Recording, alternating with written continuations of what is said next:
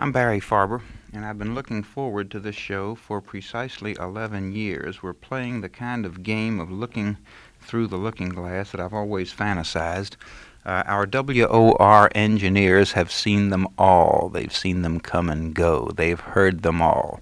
I could take the most famous man, woman in the world. Our WOR engineers would stand there implacable and professional while I blithered in my shoes, being overawed and impressed. Walt McDonough and Mack Bernoit have retired. They left the services, the employ of WOR, recently.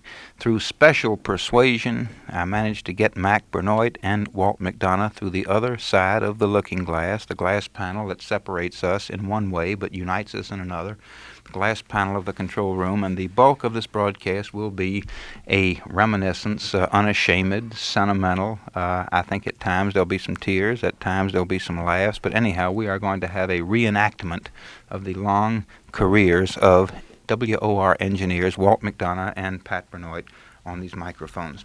First, I don't think there's a Greek expression that says, "I wish upon you and yours one evening at the Rivoli restaurant," but there ought to be. There are a lot of slogans and a lot of languages that really mean less good wishes than an evening for everybody at the Rivoli restaurant. The Rivoli restaurant at 1095 Flatbush Avenue in Brooklyn is a family restaurant. It's been a member of the family of finer New York restaurants for about 55 years. Families built the Rivoli. A family, the Scorby family, engineered the success of the Rivoli, and their feeling for the restaurant is the X-ingredient in that particular restaurant's success. The food is good, the service is good.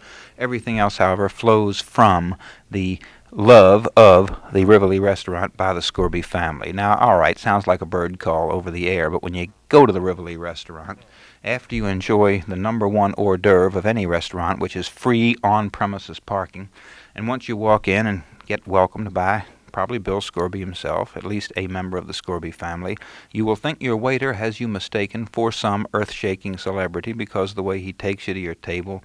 Hot, fresh, fragrant bread with the aroma wafting in front comes to your table automatically, accompanied by golden mountain ranges of delicious fresh butter. The Rivoli restaurant has a menu that I've celebrated for years. The chicken, the steaks, the roast Long Island duckling milk-fed chicken, but the Rivoli restaurant imaginatively has added the best Greek menu in town. Dolmades, vine leaves stuffed with rice served cold with lemon wedge, $1.25. Taramosalata, whipped creamy red caviar mousse. Spanakopita, that delicious spinach and feta cheese pie. Moussaka, tempting combination of eggplant and meat topped with a light white sauce, just $3.75. The shish kebab at the Rivoli has been celebrated by sharper palates than mine.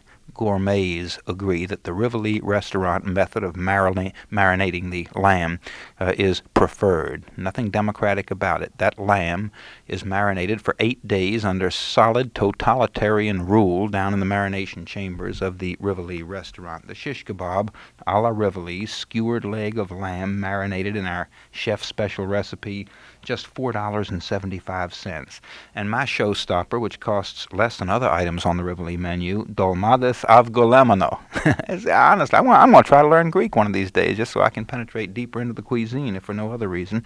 Dolmades avgolemano, rolled grape leaves filled with meat topped with egg lemon sauce. Now, unlike a lot of restaurants that have gone toward the Greek enthusiasms lately, your Greek salad, individual Greek salad, is included in the price of the entree, and there are other things that no other restaurant can include in the price of any entree or extra, although they'd like to. Everybody seems to become old friends at once at the Rivoli restaurant. Will you go to the Rivoli, 1095 Flatbush Avenue, 1095 Flatbush Avenue in Brooklyn, and their telephone number is 284-1334, 284-1334. Under glass in the control room, Walt McDonough waiting for his colleague Mack Bernoit and a couple of other old friends who I just met today, except for one. Butterfly McQueen I knew before, but I met her all over again today in another dimension. David Rothenberg, who you've seen on television recently and before, but not quite enough, is the founder, executive secretary, and mystic mainspring of the Fortune Society. Our good friend George Freeman, WOR time salesman, and I'm going to do a show one day on how he sells time. A lot of people talk about business and how to get ahead in American life. I'm studying George Freeman. He doesn't see me taking notes, but I remember a lot and I write it down later. George, we're not here to celebrate your technique, although it should be celebrated. The National Association of Broadcasters should have you address the next plenary session at their convention. But George Freeman, ex-convict, is a member of the Fortune Society.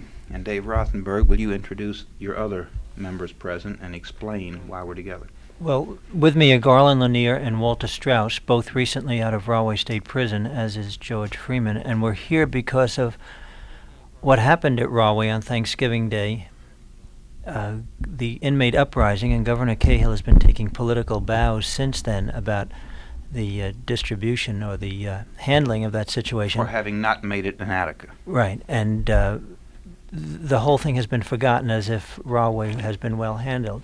But what has happened subsequently with the distribution of inmates who participated in that and the complete closing down of the New Jersey state prisons from outside people, from friends and from relatives trying to find out what's happening to the men there, and the breach of trust by the state of New Jersey, which promised no reprisals and is now going back on all of those reprisals, and the intimidation and the brutality and cruel and unusual punishment, which the men now call the Rahway Liberation Front, is what they call themselves, many of whom were put in the Vroom building, which is the institution for the criminally insane, has gone unnoticed by the public, and we would like to make people aware of what's happening and the fact that this could lead to a much greater disaster in the New Jersey state prisons if the trust on the part of the state is held back. You're a public figure now. Public figures have to watch their words. Would you say that Governor Cahill has reneged on his pledge, or that the administration of those pledges has been lax or slow, or that there is confusion as to his good faith? Select your own. There's little confusion. Governor Cahill, when questioned recently, said that he only said that there would be no physical reprisals, which is a rather curious statement since physical punishment is now against the law in the prisons of New Jersey. So what the inmates were asking for was amnesty, and those that were put in the Vroom building and have been under keep lock since and now are facing criminal prosecution have made a claim, and I have a letter that I received today from a group of inmates now in Yardville Prison after going through the institution for the criminally insane, and why they were put there no one knows, which makes the claim against the state. My other members of the panel, Garland Lanier, a veteran of 9 years in Rahway, and Walter Strauss, 5 years. Right. Could I read this letter? Maybe that would start it off, which Sure. came today, which is signed by inmates who have been, they've ended up in Yardville through the Vroom building. And it was sent to me, and it says, "It's probably reached your ear that a group of men from the Rahway State Prison have been shipped or literally kidnapped and taken to the New Jersey State Hospital, where we were confined there for 4 days, subjected to cruel and unusual punishment, and then under a cloak of secrecy brought here to the Yardville Reformatory. Within this particular group were those men who acted as spokesmen for the inmate population and were thus instrumental in preventing another Attica bloodbath. Other men are here only because they happened to be incarcerated at Rahway when the rebellion occurred. You will recall the original proposition and the merit set forth therein, that there were to be no reprisals. To this the agreement was reached and subsequently concluded and accepted by both parties involved in said action. We are now faced with a very vital and critical phase, a possibility of criminal convictions following all of the mentioned above. Now seems that which was originally agreed on has been revised, paraphrased, and redefined, all to the benefit of the state and the administration. This is a grave injustice after the agreement was to have been made in good faith, but this is only an exemplification of the hypocrisy of our democracy and its deceitful agents. We have been notified that the officials of the state and also the officials of the administration at Rahway State Prison are conspiring with the Attorney General and the Prosecutor's Office of Middlesex County to bring about charges against this particular group of men. We are now being held in solitary confinement in the so-called readjustment unit as political prisoners.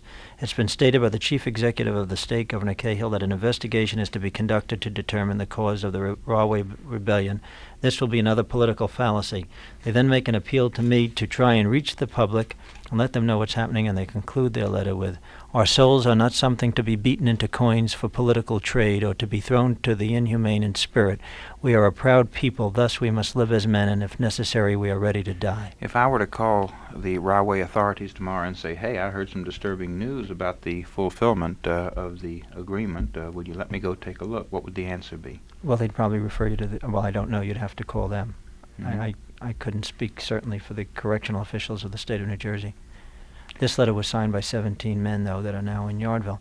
And what I'm fearful of is that in other prisons around the state, as well as in Rahway, but particularly in Trenton, that the possibility of inmate uprising is great, and that unfortunately what's happening is that the state is taking bows for not having had an Attica instead of looking to the possibility of a greater disaster, and the fact that the men are living in very inhumane conditions in the Jersey prisons, and it needs immediate attention and not an evasion of the problems.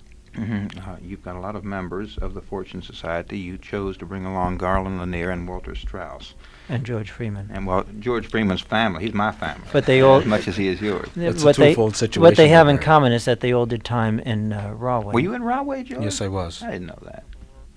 I met all three men at Rahway. Walter came out in June and Garland came out in September. Matter of fact, Walter and I did time, and same with Garland at the Rahway Institution.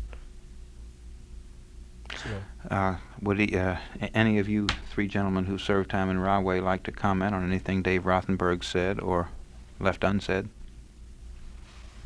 I think that what he said is very true about there might be other uprisings in the prison system because the conditions that forced the one at Rahway still exist, and that agreements made by state officials are not kept.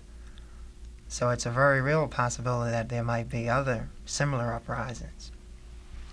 The state is always very good at punishing, but they never seem to look at the reasons, why these things happen, and they're not interested in changing any of those reasons. It's always from the same thing with the courts and the parole, it's always the punishment angle, not changing the reasons for the situations.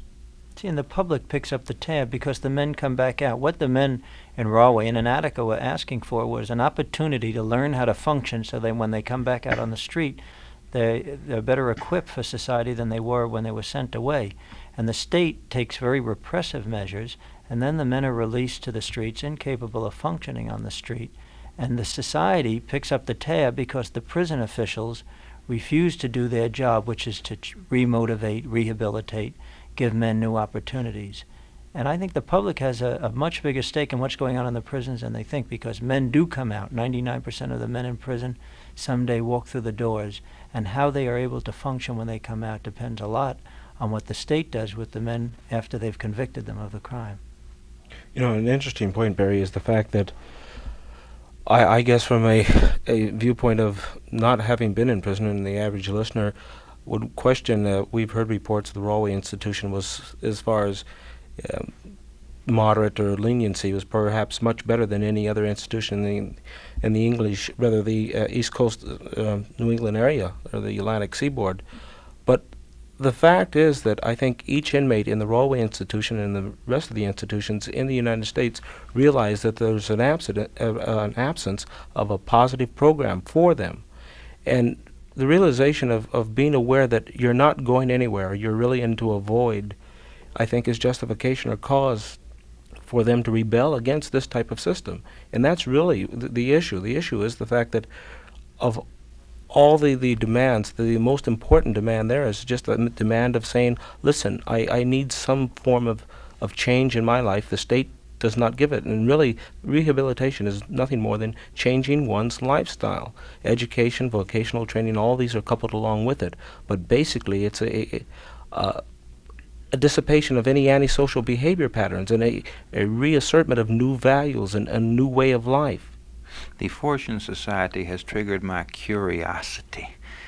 What would happen if prisons were run according to the feelings and recommendations of the Fortune Society? Would men come out rehabilitated, not commit further crimes? Would society notice it? Would those in society responsible for such a reform wind up taking bows and patting each other on the back and saying, look, we've ended crime. The recidivism rate has dropped from 72 all the way down to 14. This is great. Well, it really could happen.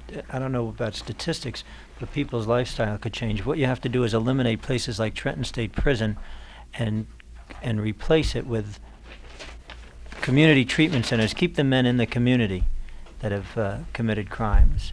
Give them the opportunity to work on their attitudes within the framework of the community, as it's happening now with the drug programs. But you see, we're far, far away from that. For example, I am not permitted now to go into the New Jersey State Prison. Suddenly an iron curtain has come up. People that the inmates are asking for to come in there as a result of the Rahway incident are being kept out, and the state is selecting, hand-picking people to go in there and giving the pretense of dealing with the Rahway insurrection and the problems, and the inmates are not having an opportunity to talk to the people who have credibility with them. I wish we had time to get into something. I have a suggestion for a show where we can get into a lot of things, whole show, all night. But you mentioned a previous guest who's been appearing on these broadcasts at the rate of about once or twice a year for the past 3 or 4 years. And you said that don't mention the guest's name simply because we don't have time to get into anything. Mm-hmm. But everybody around the table knows who I mean. The word from Rahway is whenever this guest appears on these microphones, radios are smashed inside Rahway. Well, yeah. What does this person say that causes those radios to be smashed? Let me see if I can answer that. You have a few guests who create that kind of reaction. I'm sure. You do too sometimes, Barry. I'm sure. Perhaps the conservatism of the person that's your guest that beyond some time is what triggered these men into smashing their radios. Can you give a definition? Because what you've done right now is do a big favor to the conservatives listening. If you're going to make the polarization inmates versus conservatives, I don't think that's going to serve the aspirations of the Fortune Society or of men who genuinely want reform. Yeah, but we're not trying to reach out to different political factions. We're trying to solve problems. The fact that the prisons don't work has nothing to do with conservative, liberals, Democrats, or Republicans. It has to do with a system which taxpayers are supporting only to get defeated by the malfunctioning of the prison system. I agree, Dave. That's why I think we ought to have a specific here. What does this person say that causes radios to be karate chopped in Rahway? Well, I think you have to talk about this person by name, because if you want a specific discussion, you have to... Make a deal. I'll make a truce with you. And unlike anybody you've mentioned, I will live up to my end of this truce totally. Of course, it's a lot easier for me than it is for him. You mean for Governor Cahill? Yes. I'd like to have you all back, all 4 of you. May have to bunch you 2 and 2 on these microphones, one chair behind the other to make room for the other panelists. I'd like to get State Senator John Dunn in here. He's just back from Williamsburg, Virginia, where they had a national conference. Neither New York newspaper, the New York Times or the New York Daily News, I hadn't read the post. The News covered it. I know they covered it, but they weren't too enthusiastic about the results. Yeah, one of our members walked out on it. Really? Yeah. All right, so I'd like to have Senator John Dunn here. I'm sure you consider him a friend. Sure. Okay. And then I'd like to have somebody... I consider Governor Cahill a friend. I just consider him misguided and not a keeper of promises. All right, fine. Let's see if radio has therapeutic value. Anyhow, on the other side of the table, I'd like to have perhaps the person who causes the radios to be karate chopped. Okay? I think that'd be a fruitful It'd be a very bad broadcast if it were 20 minutes or 25 minutes, but given 2.5 hours, I think it might get somewhere. Is it a deal? We'll discuss it. Oh, come on. Why do we have to negotiate? Well, you have to negotiate because there's not much point. The reason that the inmates get upset about this lady is because of her view, but it hasn't much to do with what goes on in the prisons. All right, but perhaps if we could arrange a meeting. I don't like the word confrontation, but a get-together, an exchange of ideas. Sure. Cross-fertilization of convictions. How about getting Governor Cahill or Mr. Wagner, who's the Commissioner of Correction in New Jersey, who perpetuate and maintain the system that isn't working, and let them talk with... Would they sit down at a table and talk with inmates? And find... the Commissioner of Correction in New Jersey, Mr. Wagner, always says there's nothing you can do for these people that will change them from what they are. Yet here are 3 men that have... contradicted Mr. Wagner. Gee, Dave, I'll try.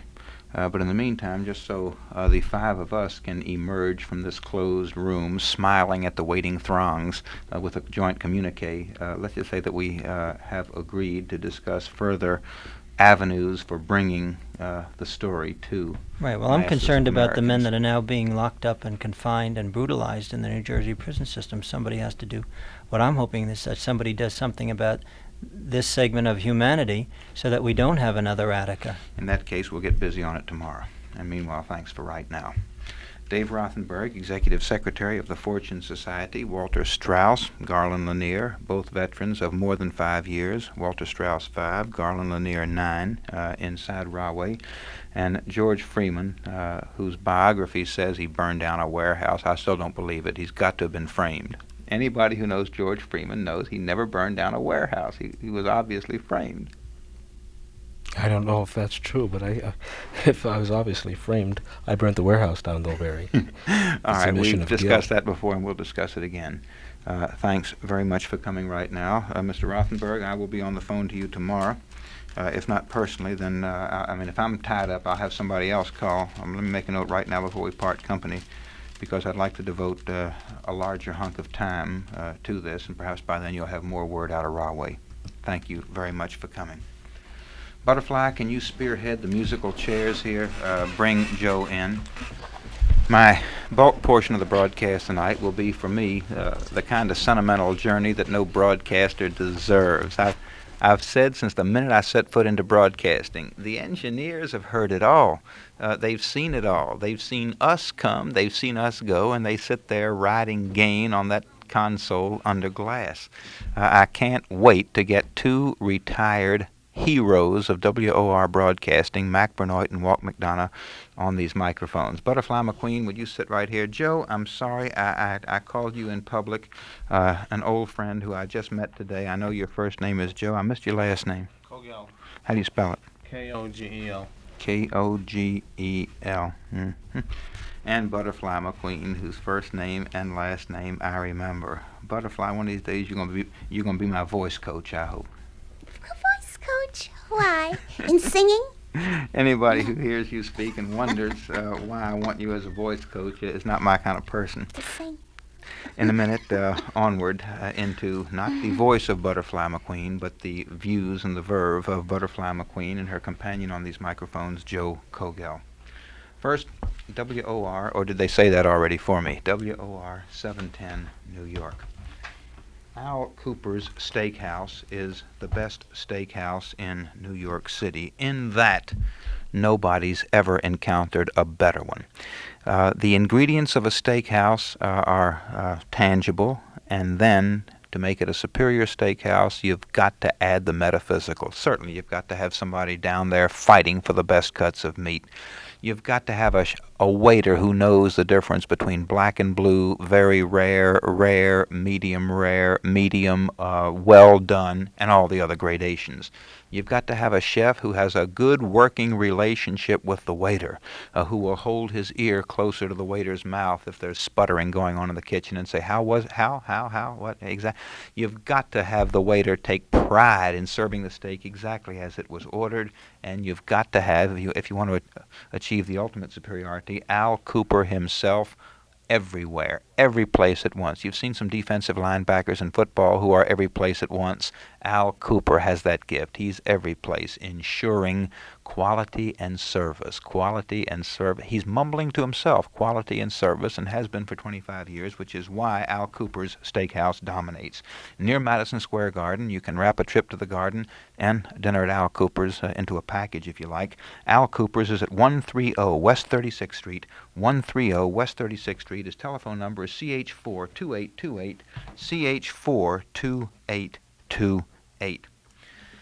The flying bird may be the answer to a puzzlement of yours right now, what to give to a lot of people who may be 6 years old, maybe 2 years old, maybe 90 years old, and just still has a little imagination left. I remember we used to buy not just clothes, not just toys, not just books. There was something called novelties. Do you remember novelties back in the 30s and the 40s? I wish we had had more novelties like the one on the broadcast table right now. Birds that actually take off and fly and swim around. You can have the Orville Wright experience. You can have the Leonardo da Vinci experience. These birds take off and go places. A French inventor. His name, Guy de... I don't think he was French. I think he was Flemish. Guy de Rumbecker. They say he's a French inventor. He was inspired by Da Vinci's drawings of an ornithopter, flying machine. The flapping sound, propelling force, the wound-up rubber band launches Tim. That's what we call our flying bird, Tim. If you saw Tim, you'd buy 1,000,000 of them. You can't see Tim. This is radio. Maybe you'll send me a mail order for about 2 or 3 or 4.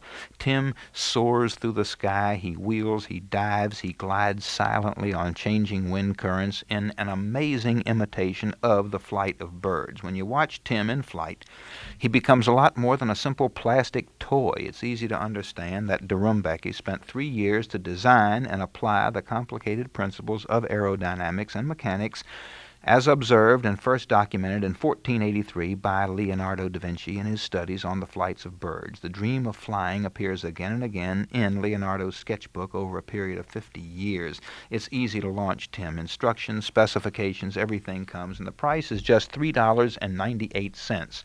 Tim comes packed in a box with instructions for assembly and operation. You get a special tool with instructions for replacing the extra set of rubber bands. Guaranteed to fly. Send check or money order for $3.98 only to Flying Birds, Department F, Box 1909, Grand Central Station, New York 10017.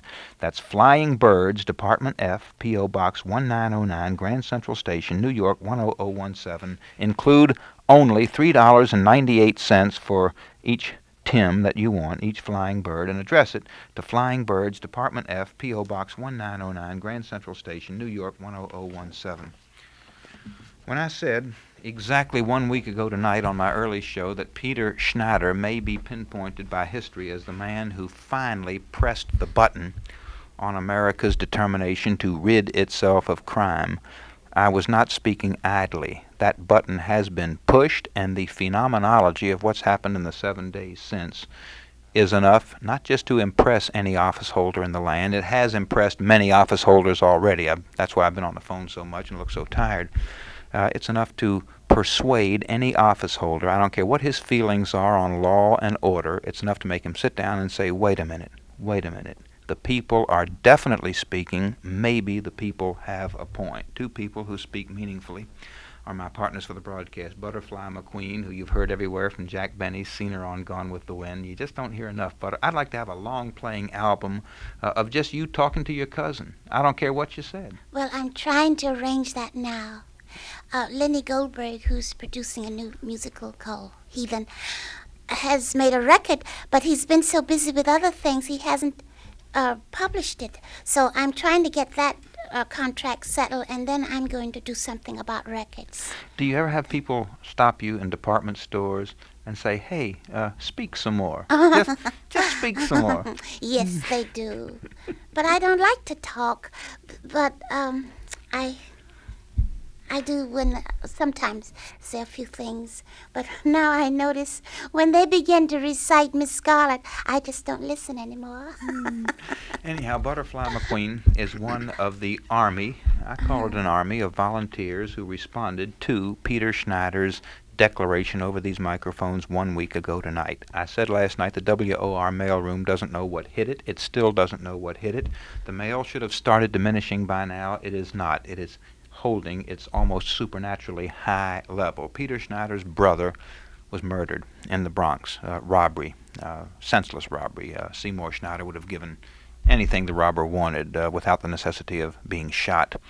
Peter Schneider wrote an article in the op-ed page of the New York Times. I talked to Harrison Salisbury today to ask him if he knew what that article triggered, and Harrison Salisbury is getting the feedback too. He knows very well the response he got at the New York Times. Now, when Peter Schneider read his article in his own voice, I'm so grateful to Peter Schneider for changing my impression. I've never asked anybody to read something he wrote out loud. I like to read it for him and stop every couple of paragraphs and ask a question. Peter Schneider said, Barry, if you don't mind, I'd like to read this. It's in memory of my slain brother.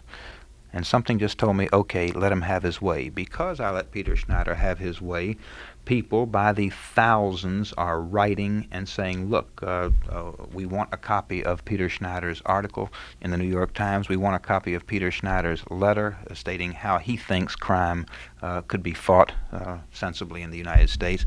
And we want anything else. We declare ourselves members of some kind of movement. Well, there is no movement, and nobody's trying to form one. We are going to let the pattern be self-suggesting here. I mean, we're too busy harvesting mail to worry about a movement right now. But I have to tell you, knowing what I know about mail, this is a spectacularly high, unexpectedly high percentage of listeners. I would have been proud to have had that many listeners on that night, much less that many people who wrote in. Butterfly McQueen and Joe Kogel volunteered. Butterfly, what drew you to the campaign?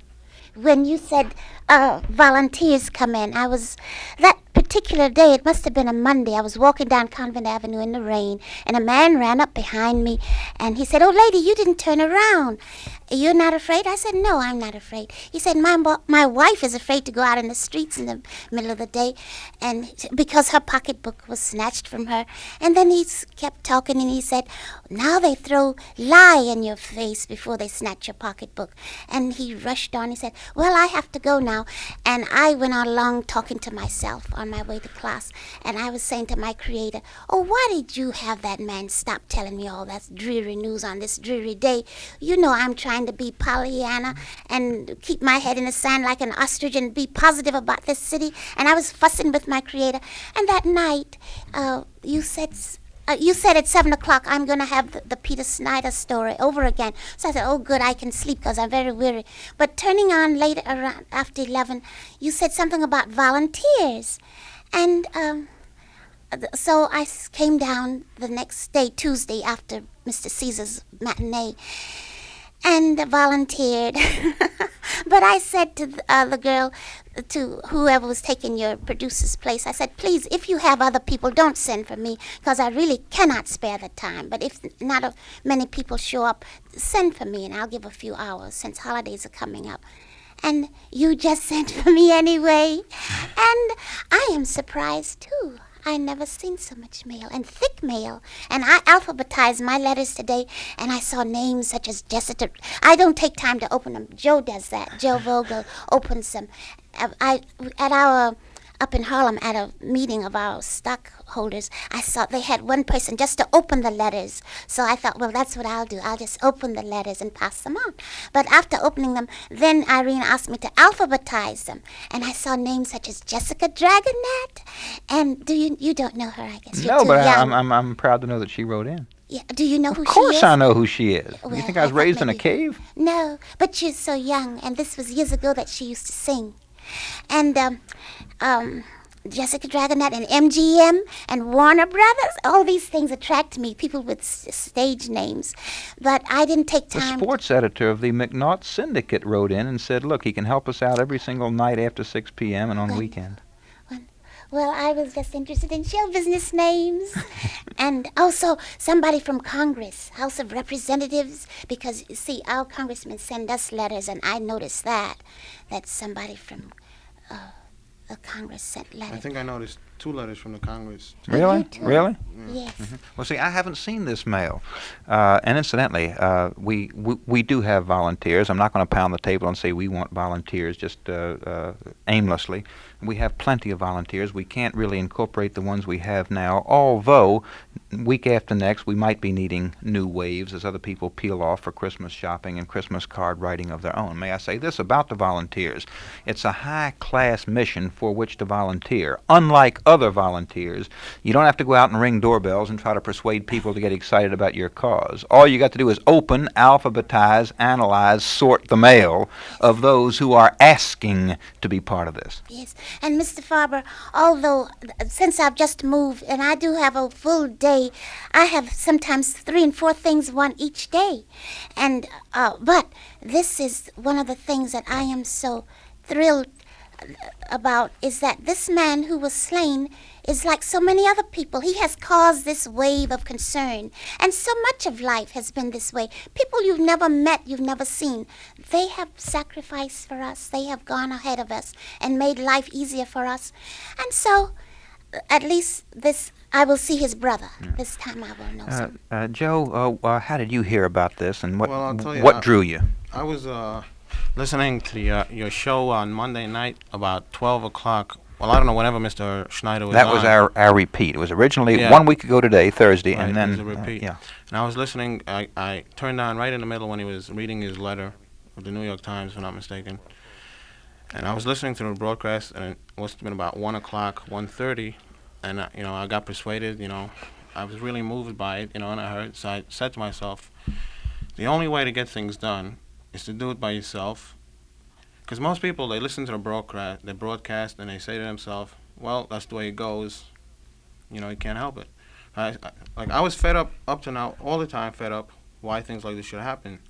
So I said to myself, in order to stop this and to help it, I have to call up and see if they can need my help. Because incidentally, you said you wanted 5 volunteers. So right after that, I called up. It was 1 o'clock. I got the operator on. And she took my name and address, and she called me the next night. And I was on. And then this morning, I got to the office, and I started opening letters and reading letters, and I was surprised, like you said, at all those letters that came in, and they all willing to help and all backing us up. Yeah. If somebody on the outside asked you, and I'm on the outside, my mail is in your loving and protective custody. I haven't seen any of it, and I want to apologize right now to anybody who's written me about something else, because all my mail is trapped. All my personal mail is trapped inside the response to Peter Schneider's mail. Suppose somebody asked you, Joe Kogel, what kind of people are writing in? What are they saying? Are they a bunch of right-wingers? Are they a bunch of left-wingers? Are they a bunch of police staters? Well, I'd say there are people from all types of rich people. Like, I noticed they were doctors. There were doctors in there, and there must have been grocery store clerks, and there must have been anything else. It makes really no difference if you're a doctor or anything else. If you're a person and you're fed up with the mugging and a crime situation on the street, you have to do something. Well, most people say to themselves, well, why do I have to worry? I was never mugged. So people shouldn't wait to be mugged to go and help and write letters and fight crime. I mean, why wait till you get mugged and then fight crime? Fight crime before you're mugged and help other people stop from being mugged. Mm-hmm. One thing I learned through this mail experience over the past week, when I talk to Sanford Garlick, president of the city council, and tell him some of the comments, the kind of people who are writing, the volume of mail, and what's important is that this mail did not come from 1 week of Johnny Carson's national television show. This came from one 7:15 show on WOR local only, plus a repeat the following Monday beginning at 11:15 at night. When I introduce all these elements, they're impressed. But when you go in, you really can't understand that this is a community speaking out until you put your fingers it's like a laying on of hands. You got to play with that mail. You got to say, I wonder what this one says. I wonder what that one. Here's one that's typed. Well, I wonder what he wants. Oh, let me turn over this postcard. Until you play around with the mail, you really don't feel the words and the melody of a community speaking out against crime. Mr. Farber and Joe, this is the thing that I would like to have remembered, my being here tonight, is that there is the same, that it's just a part of life, c'est la vie, we would say. For instance, one big yellow envelope said, Mr. and Mrs. Farber and family. And I felt, oh, this is a Christmas card. And sure enough, I looked in it, and it was a Christmas card. Now, these are, and I said to Irene, look, Santa Claus right in here with the crime. And she said, yes, something positive. Now, I'm saying this because this is a phase of life that has been on years before. I'm sure if you read Victor Hugo's Notre Dame, if you know about Jean Valjean, I think that we are no different. It's just that this is a different program for you. You feel that, oh, this is something different. At 57th Street and 6th Avenue, there's a store, an antique store, say, the Treasures of the Universe. Now, you'll be fascinated by the beautiful butterflies on one side of the wall. And then you begin to look around. Oh, how pretty. Look at this lovely little bit pearl-handled knife. Look at these silver spoons, these golden forks. And pretty soon you look around, you see a cannon. You see Napoleon with his hand in his vest. And you see a bigger cannon, a bigger. This is just a part of life.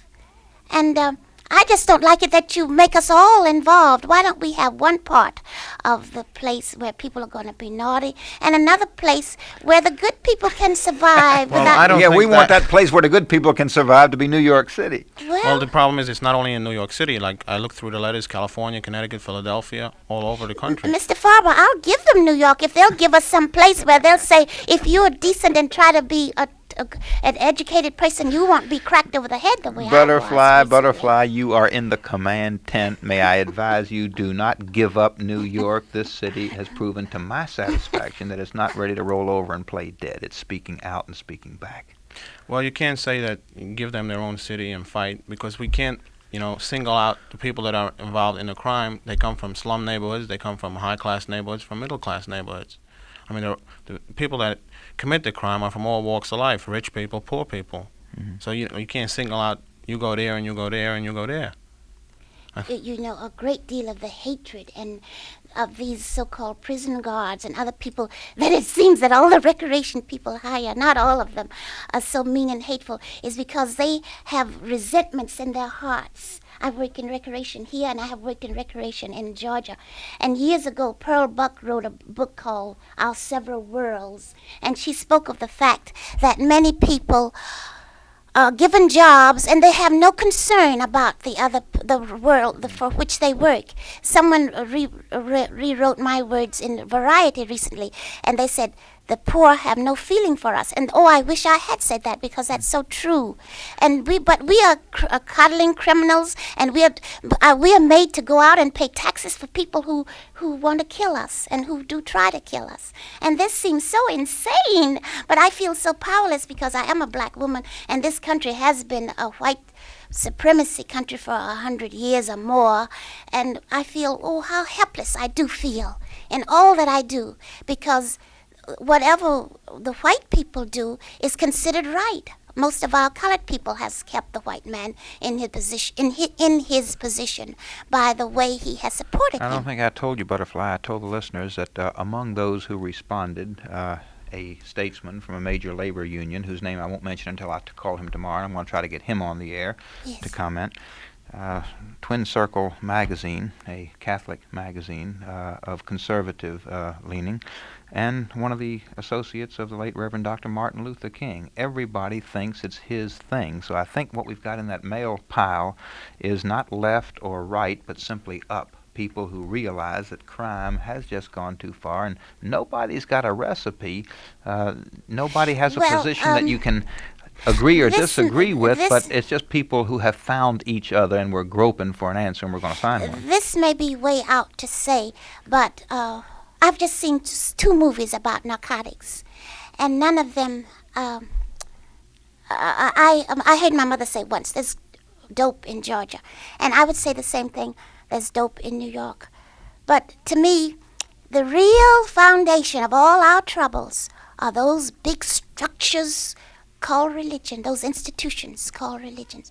Those are, to me, that's... Will you come back and expand that sometime? I wish we had more time right now, but meanwhile, thank you. I'm sorry we disobeyed your orders. I didn't realize you had asked to be called in only if we were short of volunteers. We're not short of volunteers, but No. maybe the irresistibility of Butterfly McQueen prevailed upon she who is marshaling volunteers in my office. Thanks very much for coming, not just here, but to the Henry Hudson Hotel, merely because you heard we wanted volunteers. The volunteers are to open the mail triggered by Peter Schneider, attorney, brother of Seymour Schneider, who was slain in his automobile showroom on Bruckner Boulevard. A lot of people have been slain on a lot of boulevards and a lot of stores. This is the first senseless slaying that has evoked this much revulsion, except perhaps for Kitty Genovese. That evoked a lot of reaction, but nothing ever happened to it. Here, at least the reaction is positive. People are writing, and I'm going to give the address in a minute. People simply want to add their influence, their names, their addresses. May I promise you, you will never be asked for money as long as I have anything to do with this. Send in your name and address. You'll get a free copy of Peter Schneider's article to the op-ed page of the New York Times, which started it. You'll get about a 3 or 4 page letter from Peter Schneider in which he answers and thanks those who did write in. You may get a few other comments. You may be asked for your suggestions on what to do about this movement of increasing thousands of people each day. be, but this is not going to be the plain old standard organization with contributions and letterheads and a lot of talk and no action, as long as I have a fingerprint on the canvas. Meanwhile, thanks very much to both of you and all the volunteers. One other thing, I've known volunteers through a lot of different efforts. Here, when I walk in and say, now look, who can come tomorrow? I don't see one or two hands raised and the rest of them sitting there suffering, can't wait for that day to end. Everybody wants to come back, not just tomorrow, but 4 hours before I suggested they come back tomorrow. Remember? Mm-hmm. You know, I think in terms of noon. To me, tomorrow means beginning at noon because of my hours. They said, we want to come at 8 a.m. So morale is high, and thanks again for coming. If you'd like to get whatever it is everybody else is writing in for, the article by Peter Schneider in the New York Times and his letter, just write VV, means victim of violence. And incidentally, Eric Lobenfeld, my producer, says put that on the outside of the correspondence. Write VV, Barry Farber, WOR, New York 10018. Just write VV, Victims of Violence, Barry Farber, WOR, New York 10018. And thanks to volunteers Butterfly McQueen and Joe Kogel. Thank you, Barry.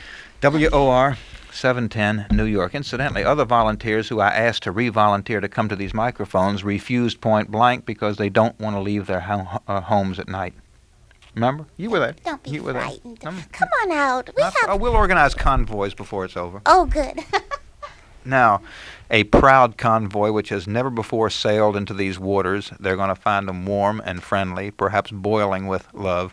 Walt McDonough, our recently retired WOR engineer, and Mack Bernoit, who incidentally, it now comes back, was the first WOR engineer I ever met. Can you hear me under glass? Okay, good. Walt, take a seat right here. Mack, take a seat right here. Is Herb Squire in the house? Herb, forgive me for asking you to make a house call. Herb, would you take the flanker mic right now? George, can you turn that on in time for Herb? We had a party. Visual evidence thereof is being enjoyed in the control room right now. We had a party for Walt McDonough. And Mack, may I say in front of everybody, I love you too, but Walt is uniquely my engineer. You know, he sits with me at night on these microphones. So that's I did sit with you. Yeah, exactly. So that's why it was a party celebrating Walt McDonough. And Mack Bernoit, you were the honorary co-chairman, guest of honor, and also celebrated friend leaving WOR. Walt said, Barry, look, and he started reminiscing, and he didn't know I was taking notes. I'm grateful to Harry Lorraine for the memory system that enables you to take notes without taking notes. And one of the notes I took was a comment by Herb Squire, a younger WR engineer, who said, Barry, look, I got all kinds of tapes from Walter and everything. Well, when I finally, as long as I left it in my head, according to Harry Lorraine's memory system, I was okay. But when I wrote it down, I lost the paper. And I didn't realize until earlier this evening, lots going on. Believe me, a lot's going on, and I excuse myself for the momentary distraction. But I saw right here, Herb Squire has tapes. I went ahead and called. I got Bob Skidmore in the control room, and Bob heroically, even though it was late, I mean, any normal person would have said, what do you mean calling this late? It's tonight. You know, 2 weeks ago you should have called. And he'd have been right. He'd have been right. But he's much too genial to give me that line. He just said, well, I'll call Herb and we'll try. Now, the next I hear is, here you are sitting here. Right. Barry, you don't really believe how lucky you are.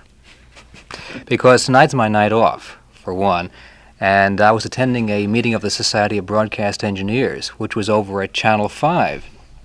And I didn't receive any message. And the only reason I came back to the station tonight was the meeting got out late, and I missed my chance to catch a 10:30 bus to New Jersey. And so I decided, well, I'll come up to the station and spend a few minutes and wait for the 11:30 bus. And I walk in, and Bob says, where are you? Did you get the message? I said, what message?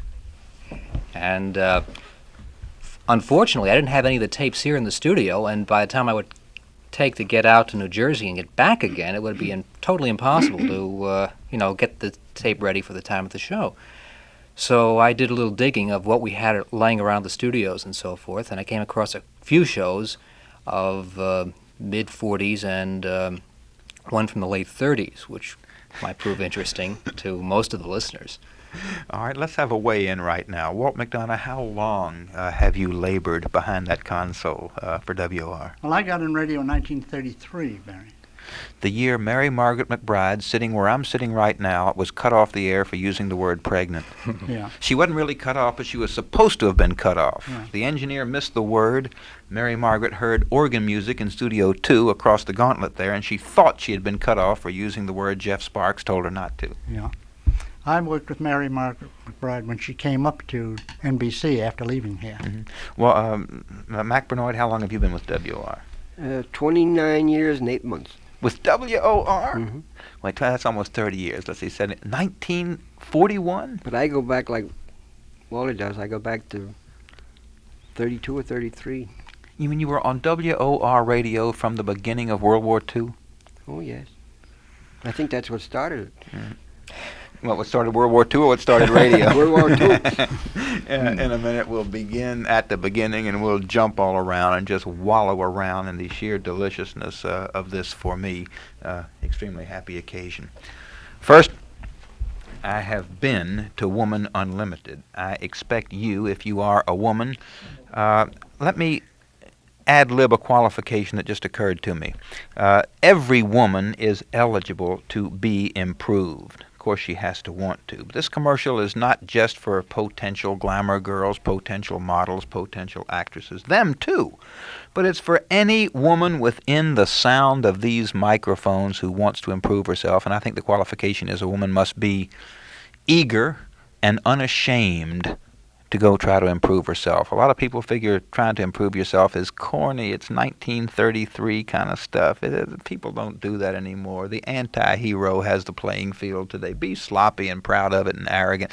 No, if you genuinely want to improve grooming, wardrobe orchestration, your conversation, do you know how many good-looking girls just pop out to the infield when they start to talk to a man? They get nervous, they betray it, they wash out.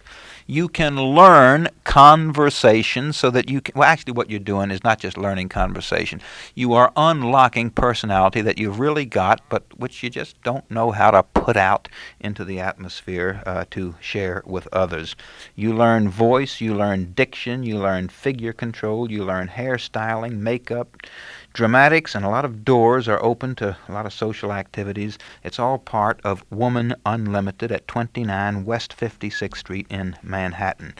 You can enjoy pleasures that women don't even know. I don't mean those other kind of pleasures. I mean the phosphorescence of accomplishment and achievement. When you realize you're harnessing your energies, you forget all arguments. Women should do this and women should be that.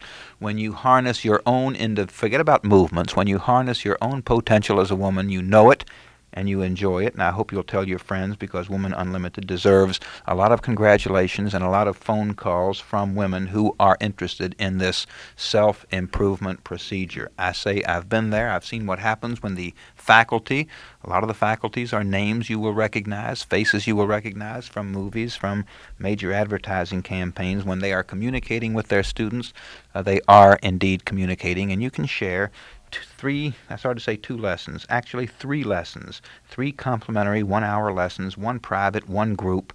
This phone call may indeed enrich your entire future. Just call 265-2945, 265-2945, or write Woman Unlimited, WOR, New York 10018, the phone number 265-2945. Toast the holiday season, please, with glasses raised high. Beautiful glasses from Gimbels Glass and Stemware Department. Find everything you need for party giving, everything you need for gift giving at Gimbels. Cocktail, champagne, wine, brandy, cordial glasses, sparkling glasses for gifts, too. Busy hostesses never have enough. Be aware of that. You may see some glasses and say, oh, Harriet would love that, but gee, she's got everything. She's got to have enough glasses. No. If the glasses appeal to you, chances are they will be a good gift, because Harriet needs 1 extra set. A good hostess never has enough glasses. But be sure and see the other gift suggestions in Gimbels Glassware Department. You can choose gifts from Gimbels, imported and domestic colored glass table accessories. All Gimbels glassware and stemware is priced right for the holidays. Take the 26-piece Crystal Punch service, just $16.99. Raise your glasses high for the holidays. Beautiful glasses from Gimbels Glass and Stemware Department. Shop for your own use and for gifts. All Gimbels stores open late every night, including Saturdays, for your Christmas shopping convenience. Here we are, Walt McDonough, WOR engineer since 1933, Mack Bernoit, WOR engineer since 1941, now retired, and Herb Squire, who I think joined us Wednesday before last. I've seen him around here for a few years. But I've been here 4 years. 4 years, all right, well. Seems like a drop in the bucket. Yeah, Herb Squire and I, we hardly deserve to be at a table that's this small. There should be a much wider table just to preserve the exclusive preeminence of our guests of honor, Walt McDonough and Mack Bernoit, retiring WOR engineers. Well, Barry, let me correct you for one thing. I have not always been an engineer. I was a sound effects man for years. That's when I started in radio, as a sound effects man. And I didn't become an engineer till I got down here to WOR. Did they really use coconut shells? They sure did. What he really meant, he was my headache for years. They used coconut shells, and they used broom straw, and they used bird seed, and they used anything else you can think of. What did they need sound? There's a whole generation of people out there saying, what do you mean sound effects? For what? No, that's it. People have forgotten what sound effects did. But this was a real big part of radio in those days. What did sound effects do? Well, they put the background in for everything that was in radio. You couldn't have done any of the dramatic shows without sound effects. You mean you did those dramatic shows live? Live and the repeats live. I used to do sound on the March of Time. Westbrook Van Voorhees? That's right. And we used to repeat that show 3 times. We would go on the air from 8 to 8:30, then repeat it from 11:30 to 12, and do it again from 2 to 2:30 for the Hawaiian Islands.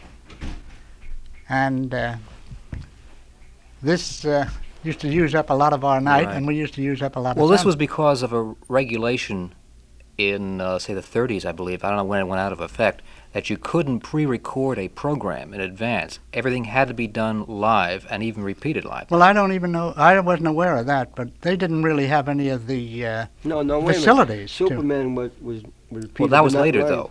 That was in the 40s. Yeah. But back there, I don't think we didn't have any recordings. Mm-hmm. That is, dramatic recordings. They had musical recordings. And there was no such thing as tape. Yeah. So it had to be done. Yeah, tape wouldn't have entered until about 1948, 49. That's right. So we had no way of, other than to repeat the show live. All our shows were repeated live.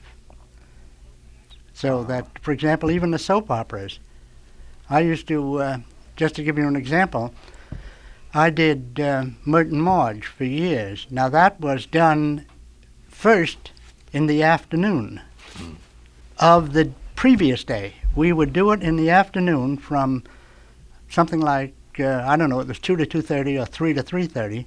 Repeat that show the next morning from 10 to 10:30. Or from 10 to, that was 10 to 10:15. That was a 15-minute show. Would you mind telling me what you did when you got here at OR? Well, I was a sound effects man here when I Yeah, started. but I mean, what were the shows? I mean, Shadow, what else? Mysterious Traveler. Did you ever work with me on Superman?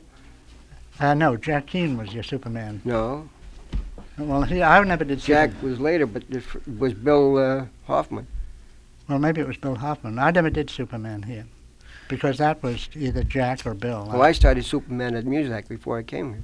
Well, Jack, as I say, he was the sound effects man on Superman, as far as I know. What was a day like on WOR radio? And look, throw in as many names as you can. I hope you disremember and disagree, because the more names, every WOR name you mention will envelop, preempt, seize, hog tie, and brand another whole segment of listeners. So be liberal. Well, you mean as far as the dramatic shows were concerned? Well, just take us through a day on WOR radio when you both first started. What was the schedule? We know what it's like now. John Gambling in the morning and Martha Dean. Well, because it was John Gambling Sr. in those days. And I think Mack could give you a better idea of that. No, when I came in, I'd start at, say, 8:30 in the morning, and I'd rehearse to 11 o'clock. Rehearse? Oh, yes. We're proud if we get here on time. We rehearsed till about, but there was a difference. Believe me, there was a difference. Because it sounds exactly look like what you you're doing lament today. that difference. We'll get to the philosophy later on. And we'd go on the air at 11 o'clock to 11:30. Then I'd go downstairs on this floor. I'd be up on the 25th floor, and I'd come down to the 24th floor. I'd rehearse again another show, and go on at 1 o'clock and go to 1:30. Then I'd go down to the ground floor and rehearse till about 4:30. Can you remember the schedule? Who was on the air then? John Gambling Sr. at roughly the same hours as John Gambling Yes. Jr.? He started, what, about 6 o'clock? Bessie Beattie followed him. And Joe Beer was first. Joe Beard first. He was there Gambling. Joe Beer was first with Sunrise Serenade. Music. No, well, It wasn't exactly music. It was farm news. reports and music and Bible reading. And it was mostly a farm show, wasn't it, Mac? That's as I remember it. And in the early morning, also McCann. Was there a lot of farms in Manhattan then? There must have been. All right, what happened toward late morning? Well, the McCanns were on. Alfred was on here alone with John Gambling Sr. as the announcer. And that show, wasn't it called the McCann Pure Food Hour at that point, too? Somewhere in that area, I remember. No, that was Alfred's father. It changed them. When Alfred came in, it was just plain, more or less like he was doing now with Dora. Mhm. In those days, they did certain things that was, it was unaccountable. Because, like, you take Joe Beard sometime would come in and be the announcer. Well, he'd have his script, like you were reading just a little while ago. You were doing a commercial. Poor Joe would get up to read the commercial, and John Gambling would reach out and put his finger in a cup of water, drop the drop of water on the glasses of poor Joe Beard, and it sounded like a Niagara Falls was coming down in front of Joe, and he couldn't see the script. I remember one. And everybody would roar and laugh naturally, but poor Joe would catch heck for not doing a commercial. I remember one morning, which was very funny with Joe. We had a little bench right out there at the production area. It wasn't. It was about 4 feet long. He used to coil up on that every morning, and he had a pillow in his briefcase, and he'd put that pillow up there, and then also he had carried an alarm clock, and he put that alarm clock on the floor under his bench, and that alarm clock would go off just in time for him to run into the gambling show to give the station break and whatever commercial he might have to read. So this one morning he went sound asleep, and he wore glasses, and he put his glasses up on this little table. So somebody came along, and they took some red ink, and they put 2 little red spots right in the middle of his glasses. And of course he didn't even wait. He grabbed the glasses and ran into the gambling show and put the glasses on. Well, he was lost. He thought he had spots before his eyes. If Jack Poppley is listening, please, Jack, take a pill, because I know this material is going to excite you. I hope not overly. If you're Jack Poppley's next of kin, give him a cup of Postum and a prune Danish or something, because Jack Poppley still loves this station as much as he did when he worked here. In those days, Barry, due to the fact that everything was live, there was an awful lot of clowning going on off the air, or maybe even while they were on the air, in order maybe to try to break somebody up. And just to give you an example, when I was up at NBC, you understand, or perhaps you've seen the tours up at NBC, which the boys carry these people around from floor to floor. And of course, if the tour is extra large, they bring them up in 2 sections. They bring one section up and leave them on the floor, then go down, get the other section. We got off the elevator one day, and there was this big group of people. Yeah. There was this big group of people standing there waiting for the next section of the tour to come up. So we got off the elevator and we said, "Come right this way, folks." And we took this tour and we brought them down to a studio that wasn't supposed to accept a tour. And we put them in there. And of course they followed just like a herd of sheep. Never said a word, and they just came along with us. We said, "Just this way, come with." And then we put them in this studio and of course closed the door. A few minutes later, the boy came up with his second part of the tour, and he looked around, and he had no idea in the world where that tour was. And I still don't know what that poor boy, how he suffered trying to find his tour. Did WOR have 15 minutes of news on the hour in those days? Yes. Was it always on the hour? Mm-hmm. Always on the hour. Let me play a game with you, an elimination competition. Name as many names as you can from the WOR past until A, I get tired of it, or B, until one of you runs out. Walt, you begin. Do you mean as far as show is concerned? Yeah. On-air personalities that listeners right now might remember. Well, I can, of course, only give you the shows that I had worked on. I worked on The Shadow. I worked on Mysterious Traveler. I worked on, now, of course, I'm bad on names. What were the shows that, let's see, Jack Keane has written down a lot of. Nick Carter worked on that. Bulldog Drummond? I didn't work on Bulldog Drummond. I did. I worked on Bulldog Drummond. Oh, but you worked as sound man, though. You're talking yes, about, yeah. And what was the shows that Monroe had? He had a couple of them. Bob Monroe? Yeah. I worked There was a screen test. Did you do that at the theater? No. No. That was the only one I was tied in with. Oh, I can't think of the name of that one. That was another. Did they have talk shows for 45 minutes at a time? Oh, yes. Bessie Beatty. Basically the same format we have now. And Martha Dean was in the afternoon. Bessie Beatty was in the morning. When Bessie Beatty died, they moved Martha Dean to the morning spot. Mm-hmm. And then Dorothy and Dick came in. Jack Keane has written down another one here. I Love a Mystery. I did that one. That was with Jessica. What was her name? No, Jack would have to tell you her name. I didn't work. No, I didn't work with her. I worked with the. Who was it that wrote the show? He also wrote One Man's Family. What was his name? I mean, you got me on that one. I can't remember those. But names. The Shadow was on WOR? The Shadow was on Shadow WOR. was on Lamar Cranston? Yes. What studio? This one? No, No, upstairs in Studio 1 it was called then. Studio 1 and Studio where the music library is now. That was Studio 3. That was Studio 3, yeah. Mm-hmm. And I did a show now, as I say, I can't remember his name. I did a show with a director here that used to run, that ran the medical... Carlton Moss, wasn't it? Carlton Moss was the one who wrote I Love a Mystery, that's right. I Love a Mystery and One Man's Family. Who was the man that had these medical shows at night? You remember the name? I can't think of a name. But Barry, this was the most amazing thing. These are the things you can't remember. You can't remember the names. You can remember the things that happened, Now, but not the names. This particular show, was it Drayton? I can't think of Not his name. Galen Drake. No, no. Oh, no, good Lord, no. He came later. Yes. Much later. This man that I'm speaking of, he was the director and producer of this show. We did a show one night, Barry, that when he came in, he said, I have a show for you people tonight that's going to just knock you off your feet. And we dramatized the discovery by Salk for the polio vaccine. And this was months and months before it broke in the news. Oh, I remember that. And it was the most exciting show that I have done in a long while.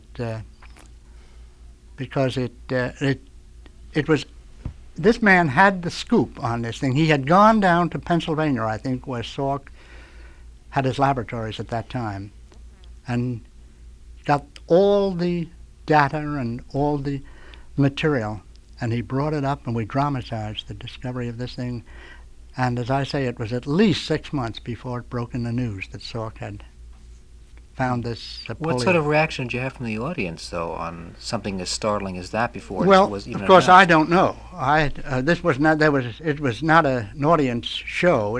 We just did it in the studio. As far as listeners were concerned. Well, of course, I had no way of judging that. As I say, I did sound effects on the show, and as soon as it was over, I was finished with it as far as I was concerned. But it was an exciting show, because this was positive and actual material that this man presented. There was no make-believe about it. So that it was, as I say, terribly exciting. And Mack, what did you ever you worked in the evening, didn't you? At night? Oh, yeah, sure. I'll tell you what show I remember you definitely on that I used to work with you on was Bob Poole. Oh, well, that was in the afternoon. Yeah. Mm-hmm. And of course that was a lot of fun. Yeah, I was Butterball, remember? Yes. And they used to put in a lot of those silly voices. Large disc with different sayings that Bob would do, and I would play them back, but at different speed.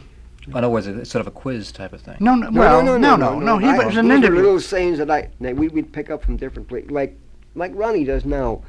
Oh, drop-ins. Drop-ins, you know. Yeah. And Bob would be doing something, and I would drop in something that had no connection at all with what he was Just doing. a totally It would throw everything extraneous piece of That's right, exactly. material. Everything off, you know. And I remember one day we had, what was her name? Some actress, movie actress was in, and they wore headsets so they could hear They the could hear records, everything. you know. And I insisted on playing a cut, and I kept saying, "Boy, he's great. He's great," you know. And finally she says, "I'm a woman." And she stood up. I insisted I'd keep playing the cut. You know, he's great. And Bob says, "Butterball, will you lay off?" He says, "You know, it's a girl. Look at her. Take a good look at her." And I said, Yep, he's great." I'm back again. You know. One of the girls that was on that show, and I remember so distinctly, was Dinah Shore. And I happened to work with Dinah. I didn't want to mention any names, but that was the one I was doing it to. Right? Oh, no, really? Well, I remember that show particularly because by this time she was a big star. And I remember Dinah when she and I used to stagger into NBC at 6 o'clock in the morning to work on a morning show up there with was it Herb Clothier's orchestra or Norman Clothier. Norman Clothier's orchestra, that was it. And of course, naturally, I should say did sound effects on that, so naturally she didn't remember me too well until I reminded her of it this particular day when she was in there. Well, I thought she was going to, you know, she jumped up in all excitement and said, "Oh my Lord, those days." And it was it was one of those big morning productions up there. You worked on it when Robert Taylor used to come into it. That's right. I worked with Robert Taylor quite a number of times. He was an awfully nice man. Certainly was. He had. I remember one particular day He had a terrific memory too. I never forgot a face or a name. Well, the man who had the most amazing memory that I ever knew in my life was Olivia. What's her name? Lawrence Olivier. Lawrence Olivier. Can I ask Barry a question? Sure. How come you do these commercials so great? Coming from somebody who joined WOR the first year of World War II. It's fantastic. I mean, you know. That's much too flattering to respond to, Mac. You've burned out my circuitry. However, look, I know how to change the subject quickly. Walter has brought material from the early days of his radio experience. Thanks to Herb Squire, who missed his bus to New Jersey, we have more. Why don't you disassemble, go back into the control room, negotiate with our good friend George, who's on the console right now, prepare a little show, and just give me live cues. We don't have to worry about taking the audience backstage. That's where everybody is tonight. And in the next stanza of the broadcast, while this is being set up, I've got some tough questions for you, but they'll only be tough if you are worried about my feelings and the feelings of present-day broadcasters. If you realize that this is live psychodrama, encounter sessioning, and we don't care about our feelings, then they won't be difficult questions at all. Wait till you get, pardon me, Barry, before you go into that, wait till you see Bob and Herb tomorrow morning. They're depending upon me to drive them to Jersey, and I am driving a small fastback Fiat that you would have to be a singer midget to sit in the back of it.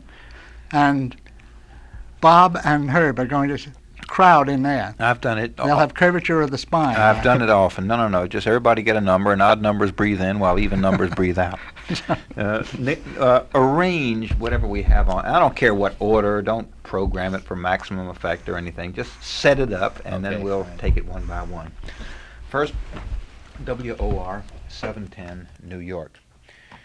Keen's English Chop House has so much atmosphere. I made a bet, and the owner sort of warmed to my suggestion. He knows exactly what I'm talking about. You could send a team of spies from any other restaurant or restaurant group to Keen's English Chop House at 72 West 36th Street. They could stay there for a year. They could take notes. They could take Polaroid photographs. And they could never reassemble another Keen's English Chop House. You've just got to have the playbill, including the program held by President Lincoln the night he was assassinated in April 1865. You've got to have the pipe smoked by Orson Wells, Rudy Valley, Lillian Gish, Eddie Arnold, Eddie Rickenbacker, a lot of other people, male and female, who belong to that pipe club. They've got 90,000 pipes, and it's honest. A lot of people think all these people can't have pipes. They must have, same pipe substitutes for 20 or 30 people. I've seen the pipe filing room in Keene's English Chop House. So much for atmosphere and sentimentality and decor. The food, the menu, the service, the English mutton chops, filet mignon jardiniere, beef steak and kidney pudding on Mondays, the roast prime ribs of beef, the boneless sirloin steak. May I get back to Keene's famous English mutton chop? I've never had anything else remotely like that anyplace else on this planet. Keene's English Chop House is the kind of restaurant adventure you're going to want to write a thank you note to Keene's for. Just tell a friend. Keene's will enjoy having your presence and having your compliment paid to the chef if you feel like it, and almost everybody does. Keene's English Chop House, 72 West 36th Street between 6th and 5th. That's 72 West 36, Keene's English Chop House, and the telephone number is 947-3636, 947-3636. May we hear a word now from Squibb.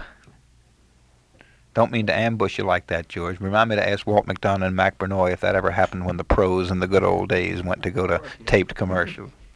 Men, here's a chance to make up for any fibbing you've done to women. This gift season, when you promise her anything but give her arpege, mean it. Deliver what you promise. If you get the urge to promise her the moon, just remember this.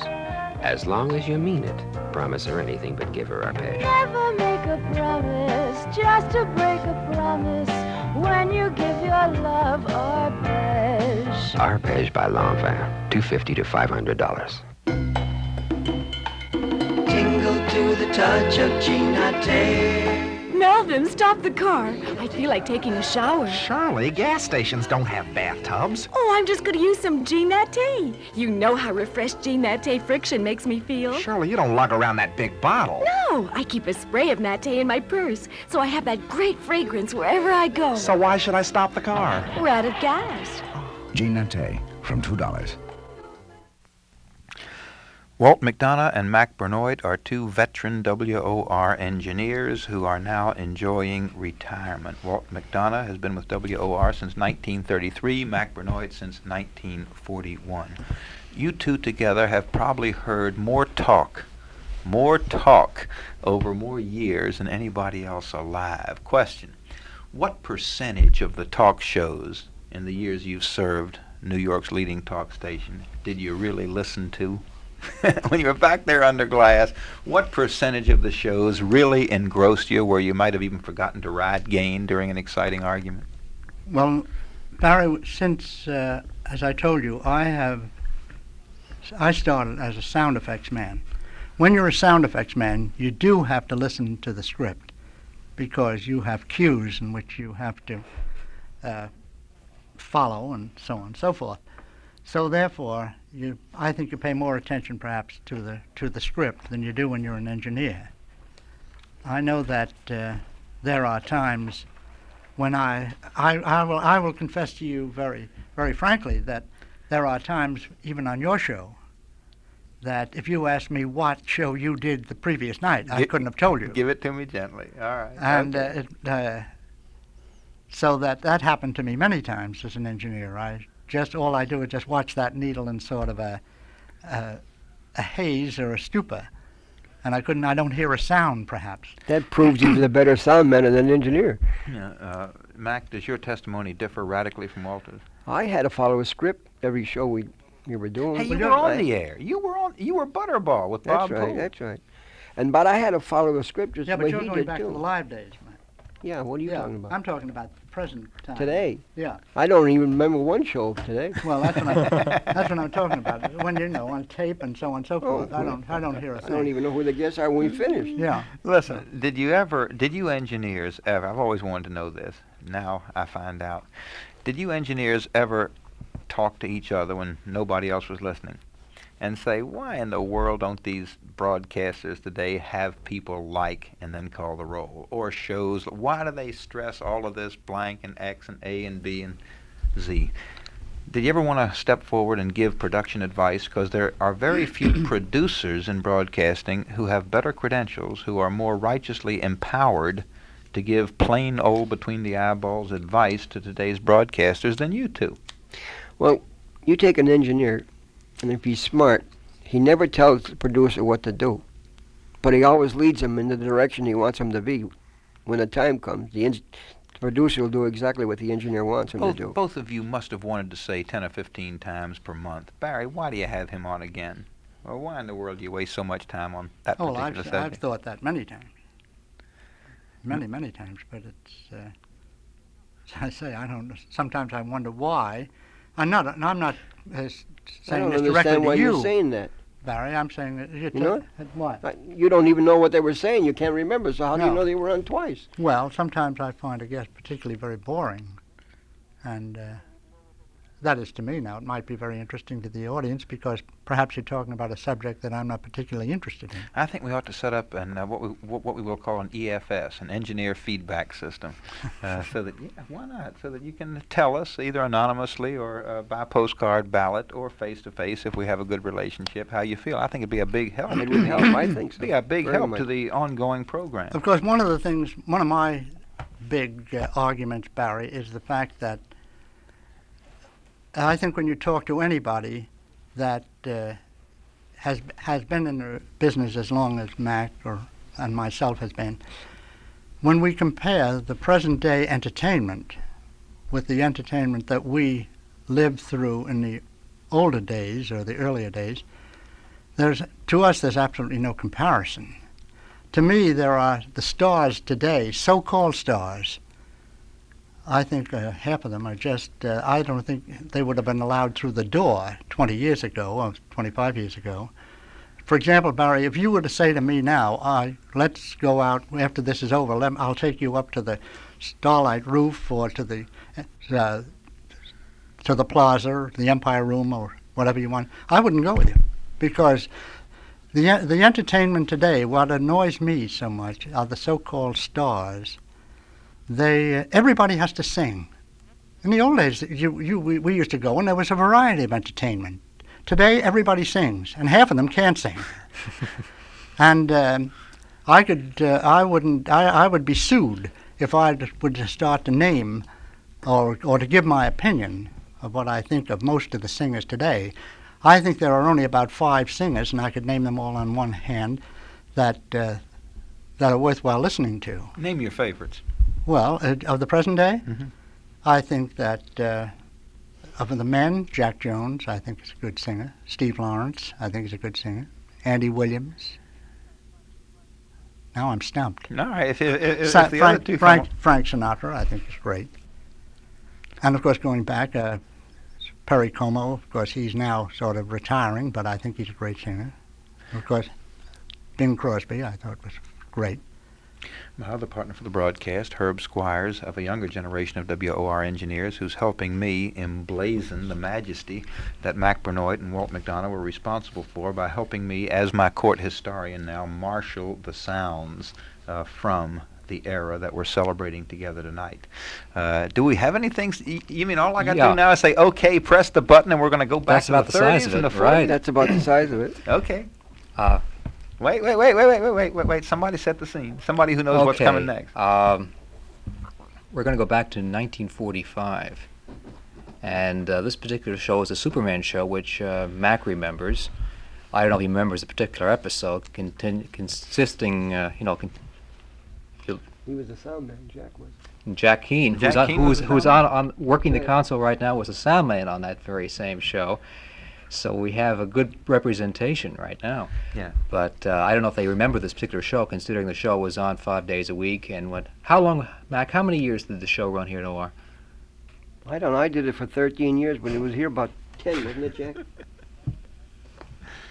All right. About that. Wow. Because I did it at Muzak before it came here. All right, shall we go to Superman? Right. Take off.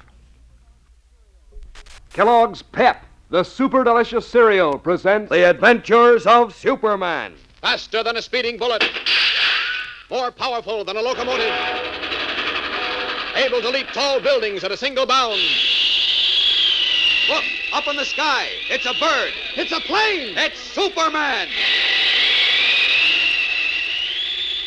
Yes, it's Superman, who is today completely mystified by the strange attack that seized Jimmy Olsen and Tony Sloan at the lair of the Dragon. We'll take you to the scene in a moment.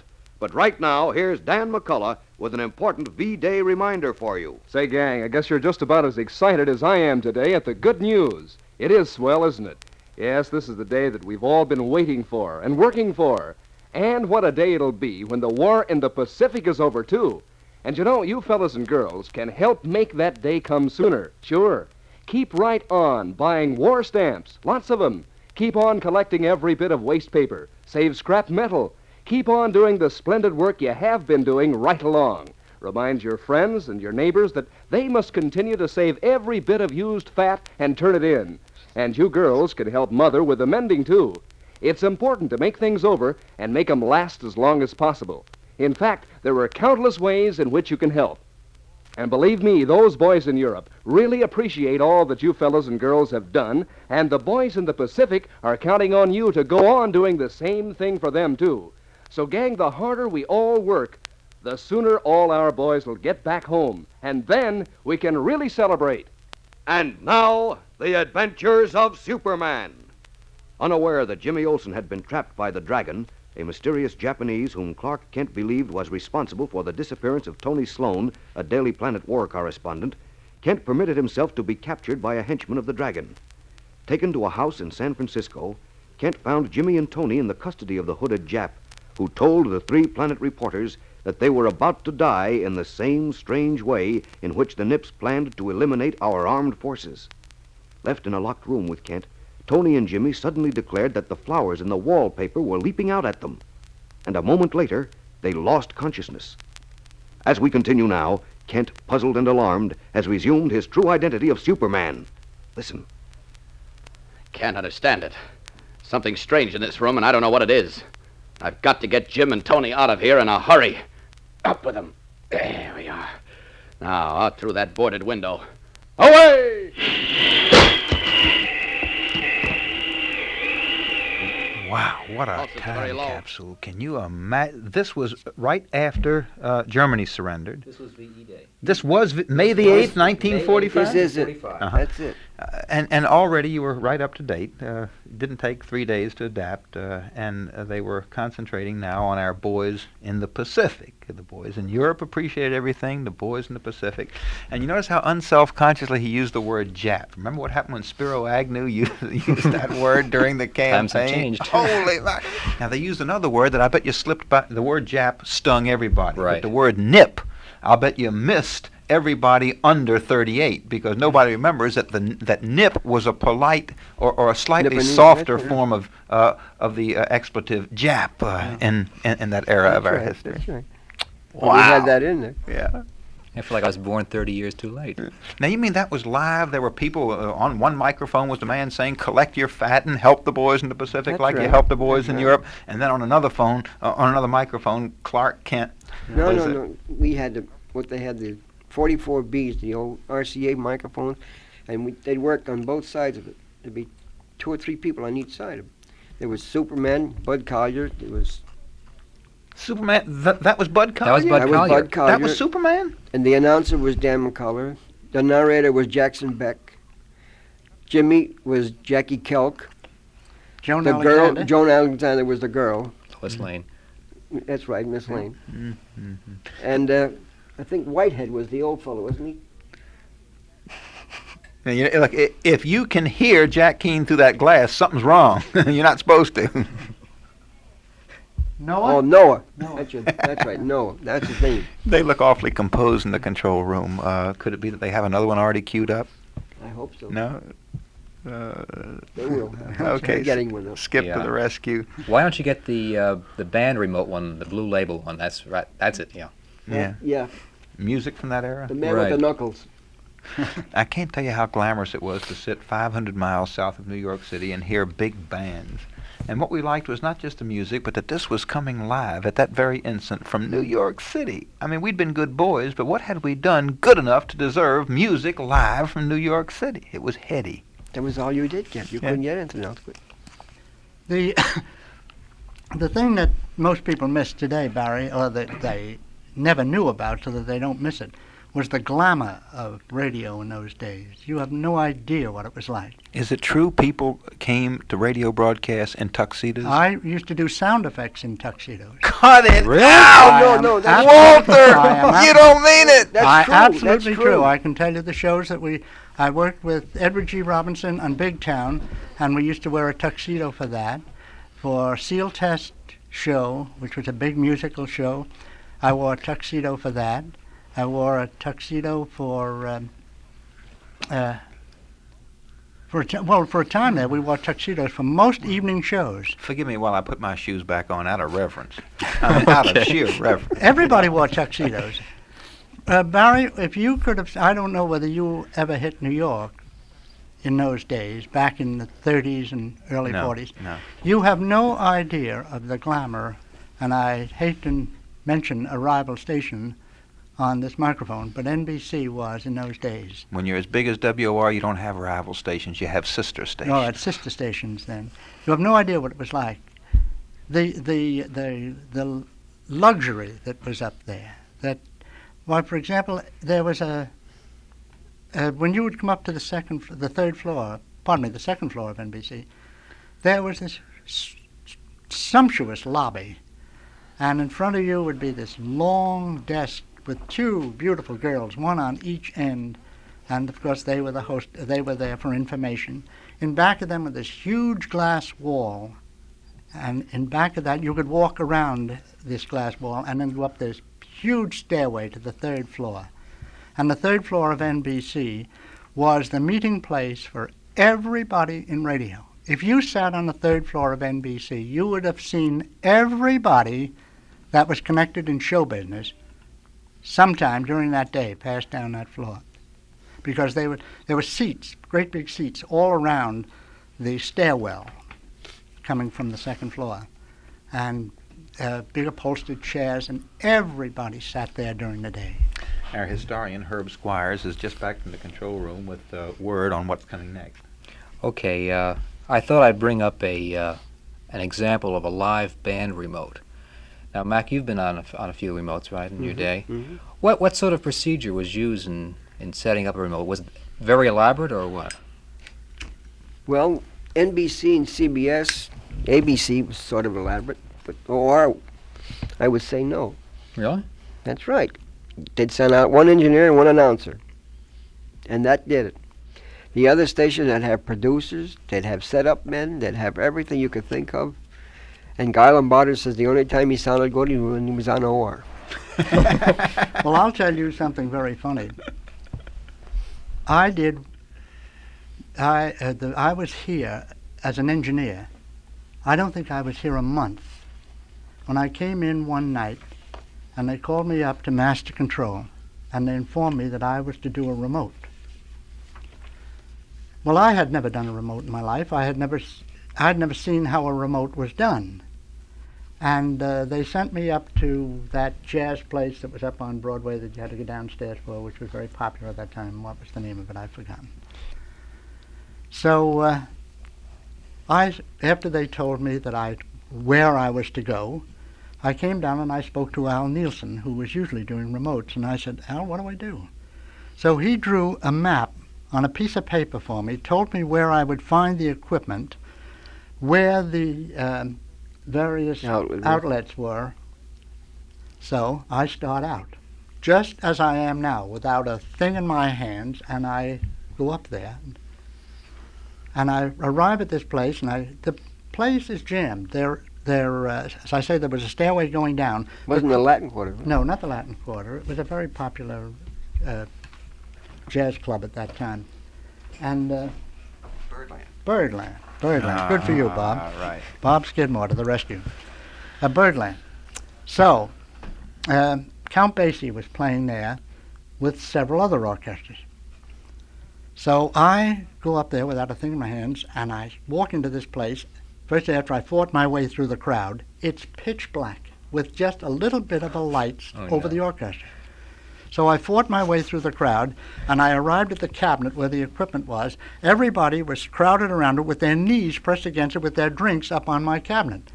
So I said, I'm the engineer, move back please, and they crowded away and made great room for me. And I got the equipment out, and on my hands and knees with matches, I was crawling between the legs of everybody trying to find this outlet. And I found it finally, and I put the line in that Al told me to put in, and I got things. Now, my next job was to find microphones. So I said to somebody there, where are microphones? They said, we don't know, maybe look back in the kitchen. So I went back into the kitchen, and I was going into broom closets with fighting waiters going by with trays and so on, no one paying any attention to me, and I'm shouting to everybody I see, have you seen any microphones? Well, I finally gathered some microphones, and there was a railing between me and Basie, and I kept crawling back and forth over this railing, and he finally looked at me, he said, what are you doing? I said, I'm trying to set up microphones. So he laughed, he said, all right, go ahead. So I get the mic. They told me to put a microphone near Basie. So I put a microphone near Basie.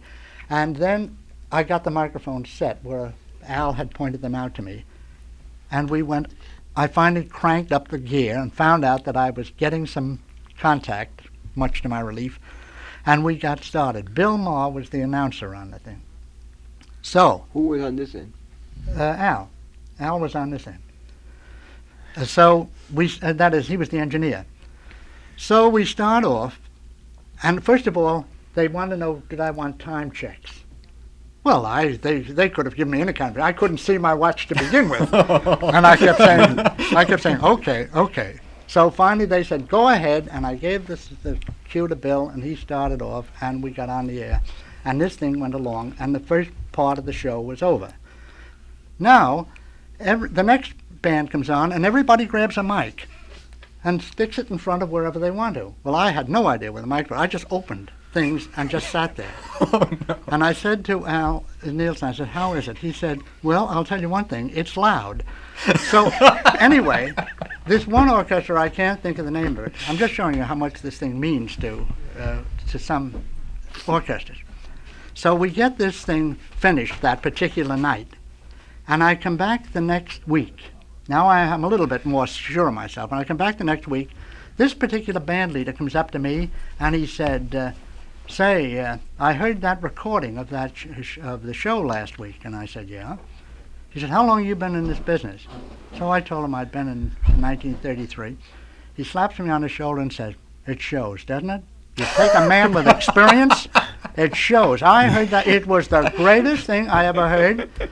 He said, do you get these young kids up here who've only been in the business a couple of years? And he said that if he only knew that it was my first remote and I had no idea what I was doing, he was just happy because it was loud. Let that be a lesson to you, too. So, okay. In a minute, we will go back to one of those remotes. First, when the Great Shanghai first opened, it was the only restaurant in New York serving both Northern Chinese and Cantonese specialties. New Yorkers, accustomed then almost exclusively to Cantonese food, heard about the Great Shanghai from friends, from diplomats, from connoisseurs. They came to taste its gastronomical treasures, and I congratulate every other Chinese restaurant along Broadway on the West Side who copied Emily Kuo's formula of serving Northern Chinese food. Now Emily Kuo knows it's time for another change. She's added 2 famous Cantonese chefs to present the marvels of the Cantonese cuisine, and 2 equally famous Sichuan chefs to present the fiery, spicy dishes from Sichuan. Now, a lot of these Sichuan dishes are too highly spiced for you and me. Emily Kuo is aware of this. You can now order your Sichuan dishes mild, medium, or 5-alarm fiery hot. No other Chinese restaurant in New York has that gradation. No other Chinese restaurant has as many chefs, each specializing in the cooking style of his own province.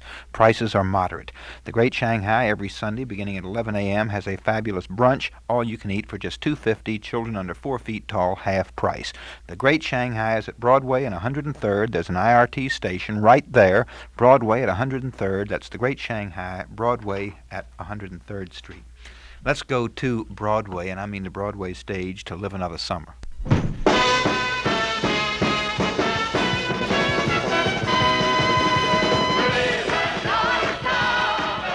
I've seen it, and I'm still applauding. One of the most beguiling evenings in the theater, says critic Clive Barnes about that new hit musical, To Live Another Summer at the Helen Hayes Theater.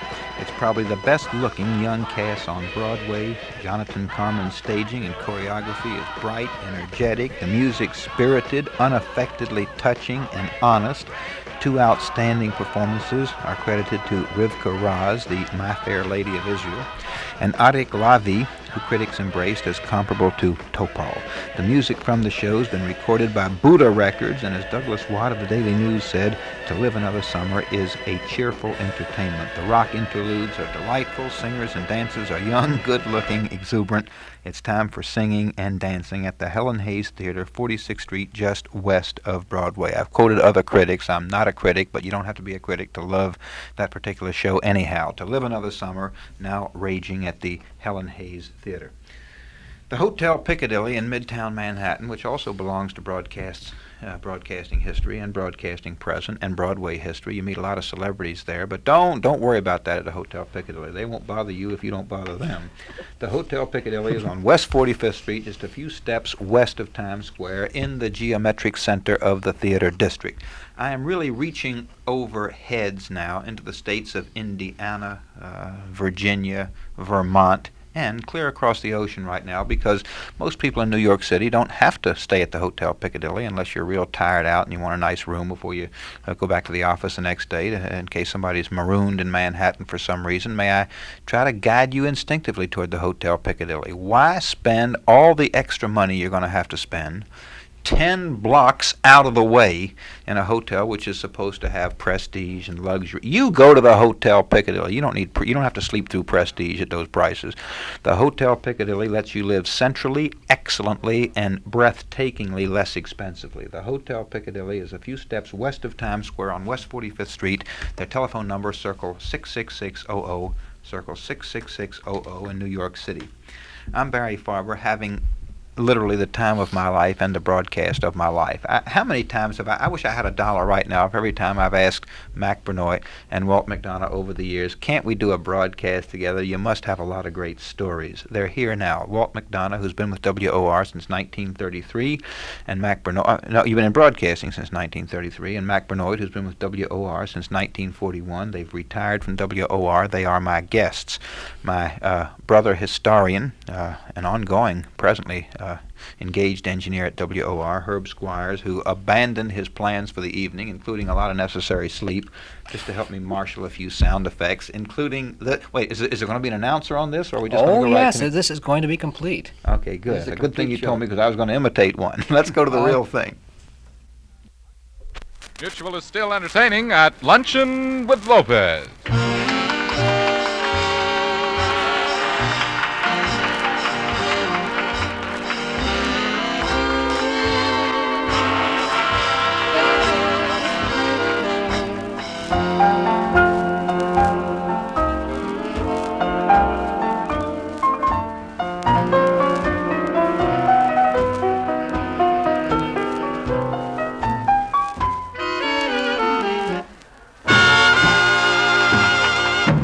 That's going on here is known as Luncheon with Lopez, and while we're on the subject, here is known as the grill room of the Hotel Taft, Times Square, New York City, where Vincent Lopez and company hold forth.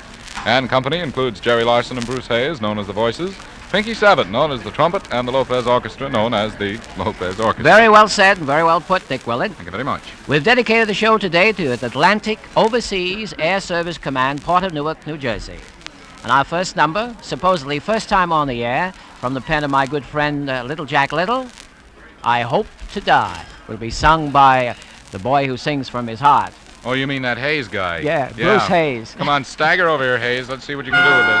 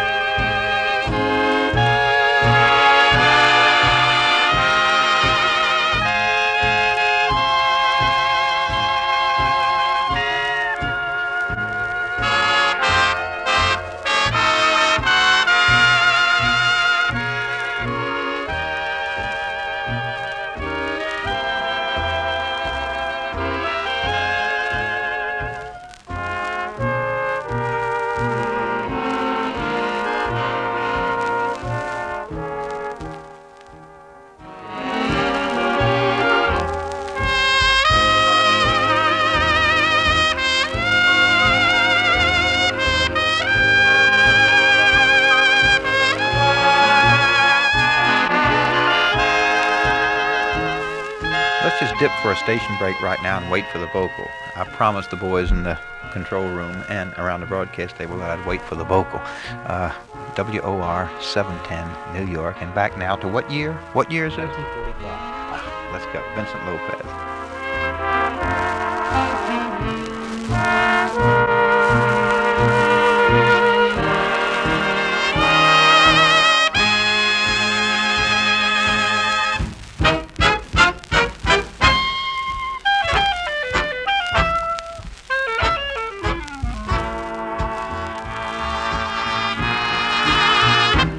I hope to die if I told a lie when I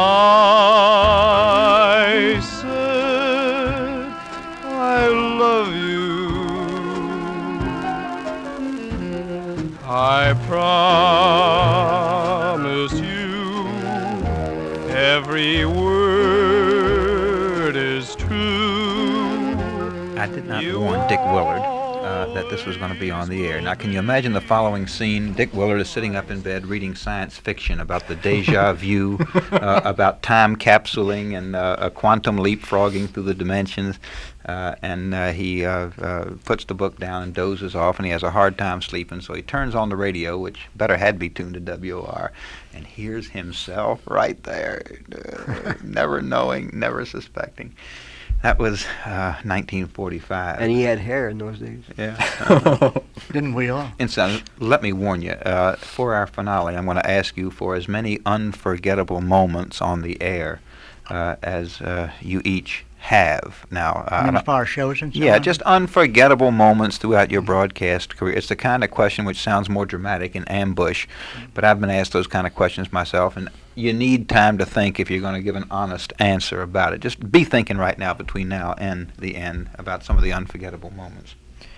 Before we go on, Barry, just after hearing this particular excerpt of the Vincent Lopez show, I think many people have gotten the idea that old-time radio is of very poor technical quality. The old shows, they sound like they're coming out of a cardboard box or some analogy of very poor quality.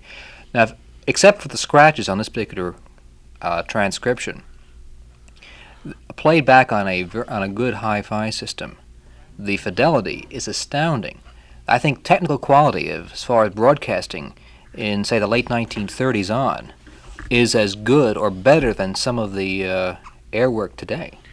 One thing I seem to remember, and Walt McDonough, you and Mack Bernoit can help me out, I remember listening to dispatches from Chungking in World War II that sounded clear. I was spoiled in terms of sound quality by World War II. All these correspondents seemed to be coming in. Occasionally one was cloudy, but you heard them better than I hear remotes from City Hall these days sometimes. Right. 30 years later, what happened?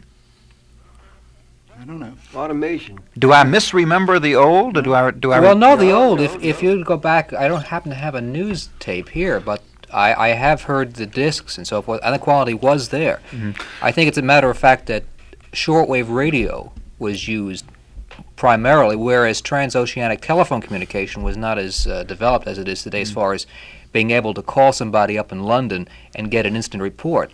I imagine these reports, I'm only guessing now, probably were set up hours and hours in advance and carefully scheduled and so forth.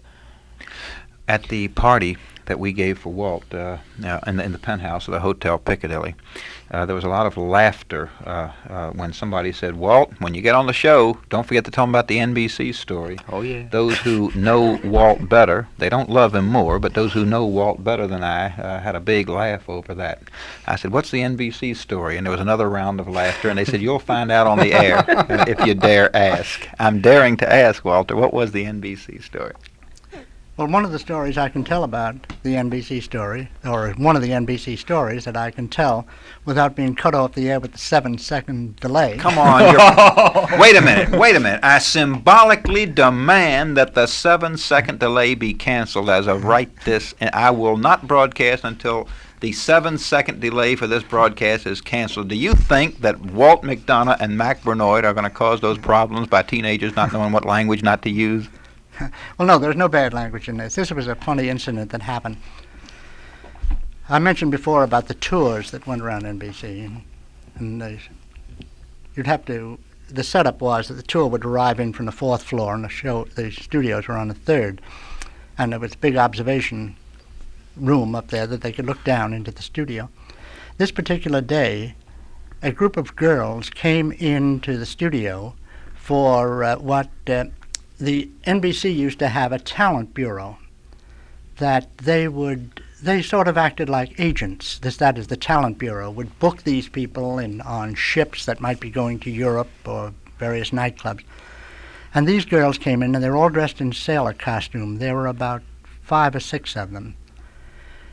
And they would audition for a director and the engineer. Well, the NBC control rooms are different than ours in that the engineer sits behind a high console, and the console, the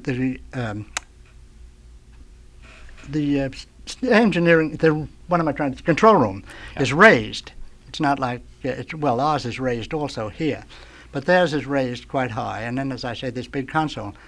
And this was always a very boring job for both the engineer and the production man, or the director. So they looked up and said, "Okay, girls, what do you got?" And they said, "Well, we got this, that, and the other thing." So he said, "Okay, go ahead." So he sat back, and they went through their routine. And after they finished, he said, "Anything else?" And they said, "Yeah, just a moment." So he said, "Okay, go ahead." And he sat back, the engineer, and they were talking, and quite some time elapsed, and he didn't hear anything. So he said, "I wonder what's going on." And he looked up, and he was shocked to see these 5 girls stark staring naked in the studio. And he didn't know what to do. He didn't know. He just was so spellbound. And at that particular instant, a guide came along on the 4th floor with a tour.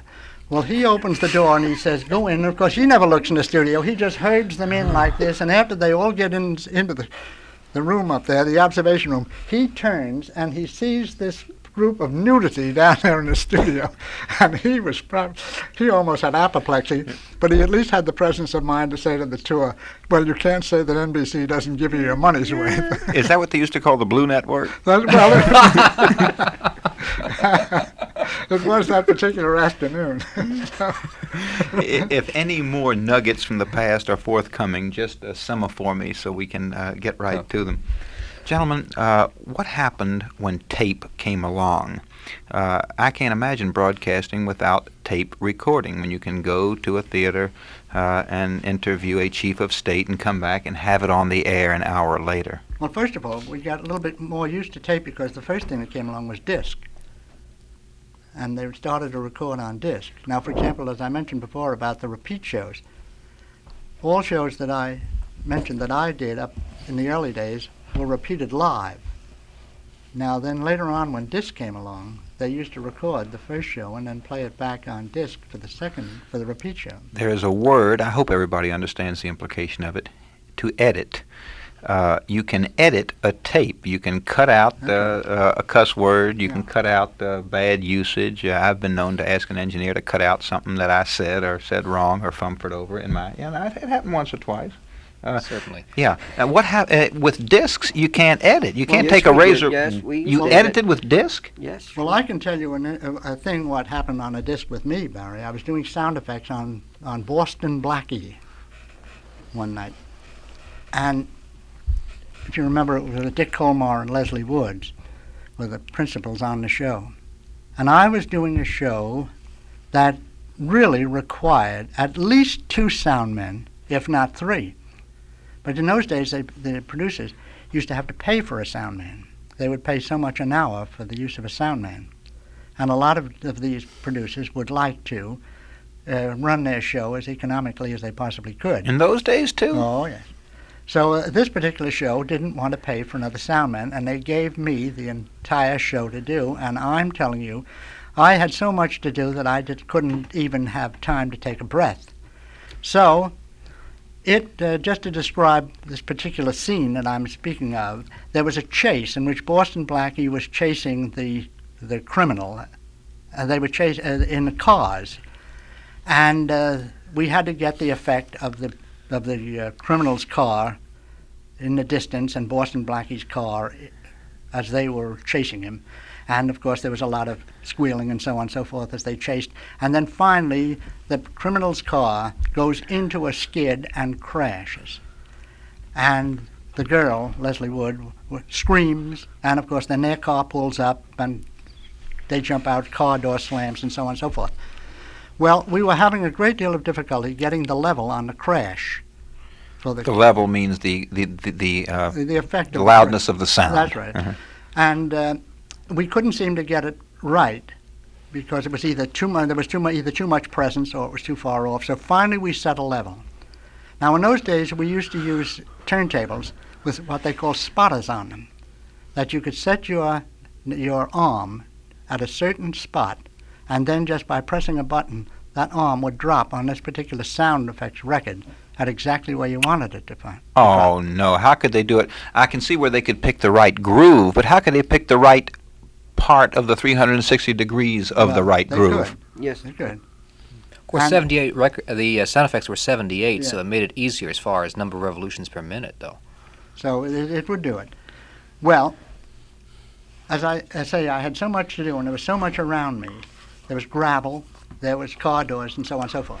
Now, we get on the air, and the chase is going on. And, well, first of all, let me preface this by saying, in order to get the proper level on the crash, the engineer and the director told me that I better leave the pot open. And I told them, I said, I don't like to do that. They said, go ahead, because you'll never get it up to that level properly. Leave it open. So I said, all right, if you want to do so. So that meant that my sound effects table pot was wide open to this particular spot. Now we get on the air, as I say, and the chase is going on. And at this particular spot, about a page and a half prior to the crash, I have an effect to do, and I reach over to do it like this, and my foot slips on the gravel that I have underneath me, and I fall forward, I hit the turntable, and the crash goes off. At least, as I say, a page and a half before it should. There was no reaction from Leslie Wood. She just goes right on reading, there he goes, and so on and so forth, describing the chase, and comes up to the part where she's supposed to scream, and she screams, and nothing's happened. Well, we had done this on disc. And that very same thing went over the air to the West Coast that night with this terrible calamity on it. And, everything, of course, the director came out and was ready to scalp me.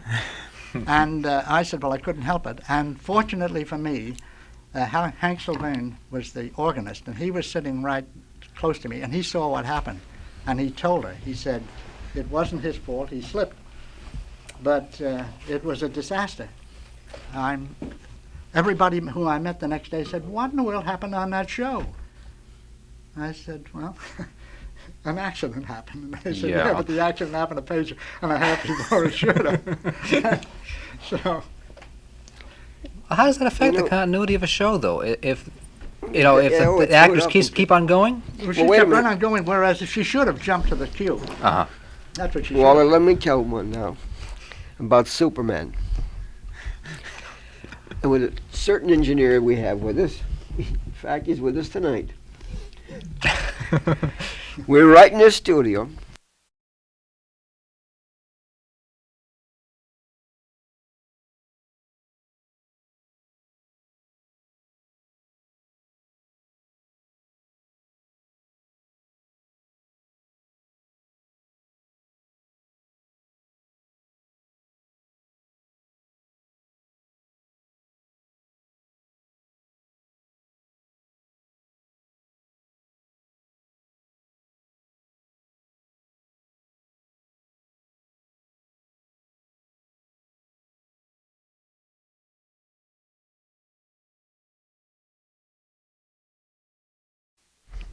We're two men, sound men, and Superman was supposed to go through a door.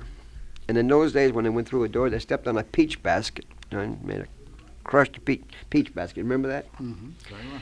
Well, this engineer started off, the sound man started off with a peach basket. He missed it the first time. And he went around the turntable. And as he went around the turntable, Bud Collier kept following him because the other sound man was making the noise of the wind and everything of Superman. And Bud Collier kept following this other man that was going to go through the door for him.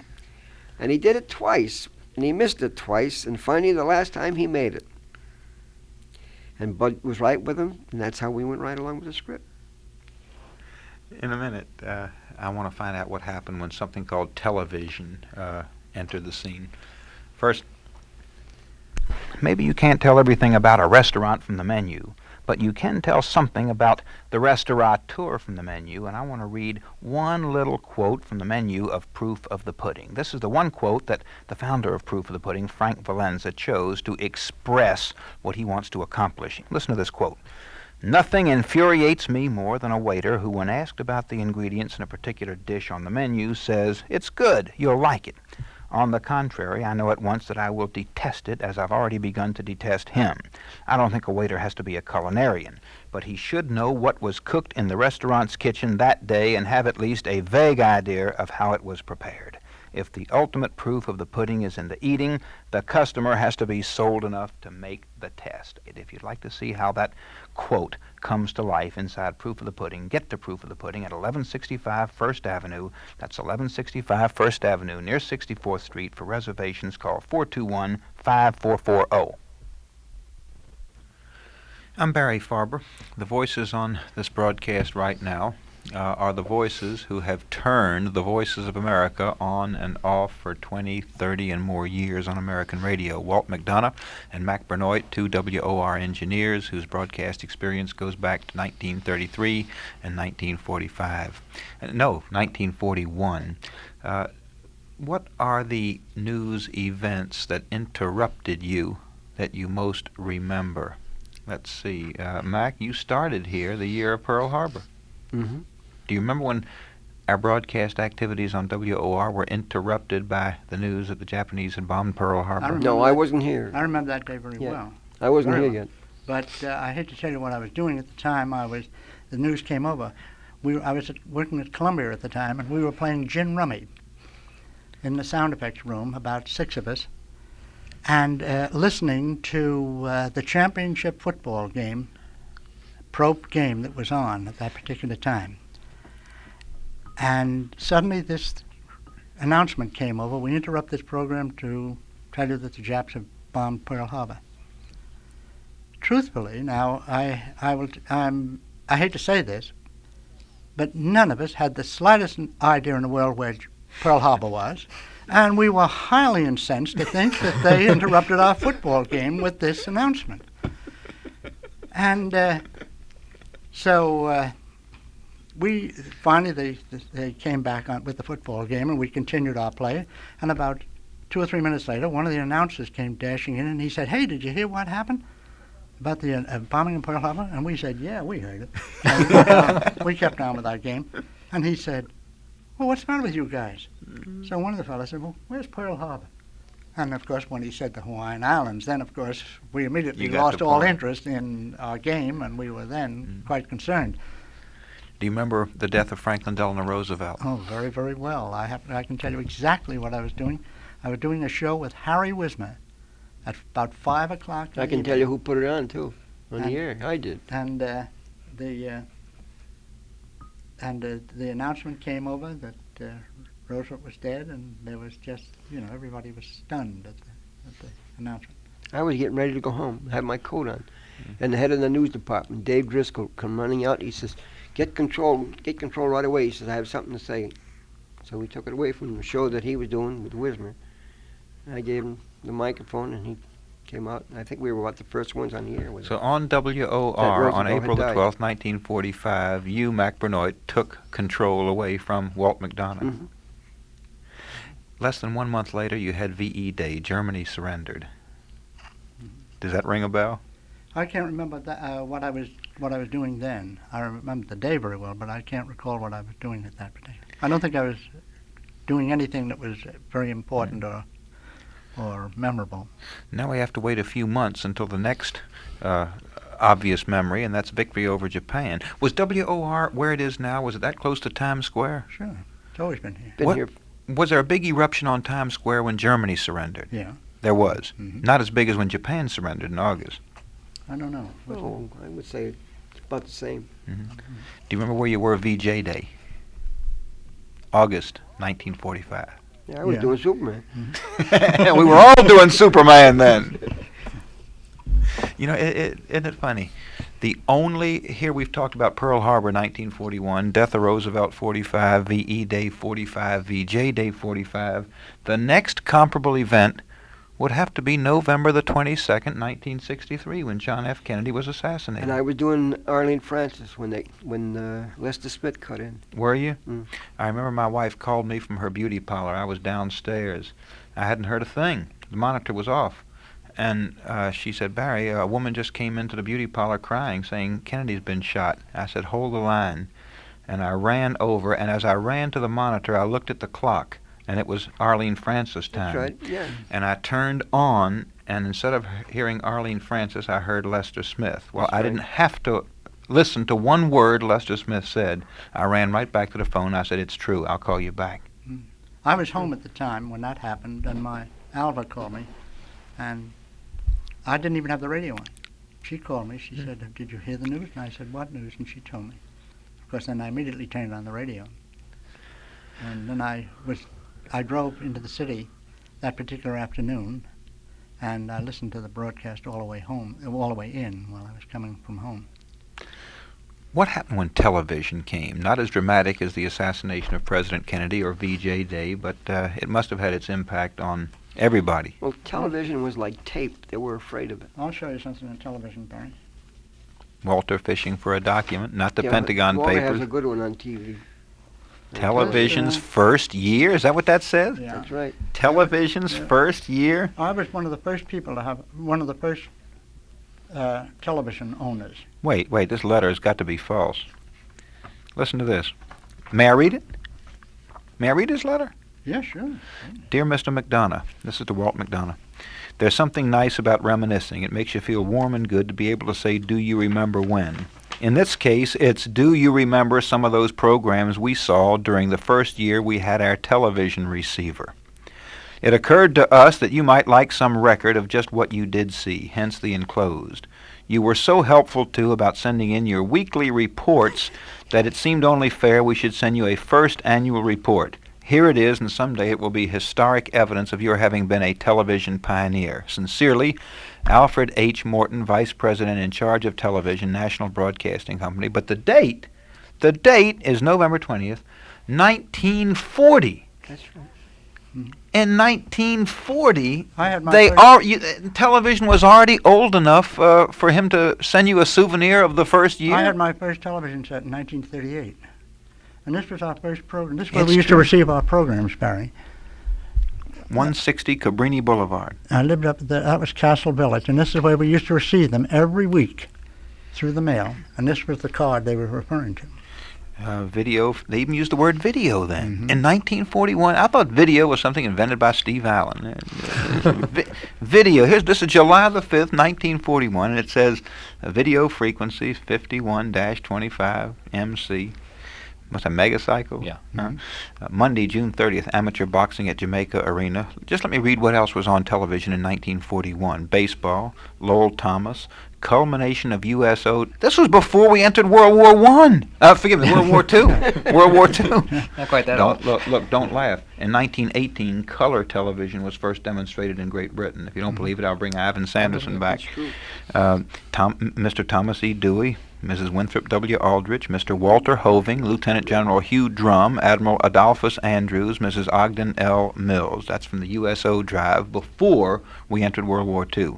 Excerpt from the Bottlenecks of 1941, Fort Monmouth Signal Corps. Truth or Consequences on television in 1941 with Ralph Edwards? Mm-hmm. And here's some tennis. Now, here's a feature film. I didn't know they realized films could be shown over television until 1948. Barry, people have often asked me what I saw on television on the first year it was on the air. I can truthfully say that we saw better things on television then than we see now. Could you really see anything? Oh, you sure could. For example, if they put the circus on, they'd put the whole circus on. There was no such thing as commercials. And they would go on and on and on until the thing was finished. And that's why old television didn't last. Now, for example, at this particular apartment where you see the address there, if Joe Louis was having a big fight, one of the championship fights. Now, they televised all those. My doorbell would ring, and I'd go to the door, and there'd be some man, and maybe his wife, and they'd say, "Pardon me, I'm Mr. So-and-so. And we understand you have a television set." And I'd say, "Yes." "Well, would you object if we came in?" Barry, on most of those fights, my living room was filled with people I never saw before, and I'd line them all up on chairs. I was going broke, serving them all drinks, and we just had a ball. On the football games, such as the Notre Dame, we saw all the big games, Notre Dame, Army, Notre Dame, Army, Navy, and so on and so forth. A lot of my friends and other people who knew me well enough would pull the gag of coming to my house with the raccoon coats on and the chrysanthemums and they'd all sit around my living room looking at the games.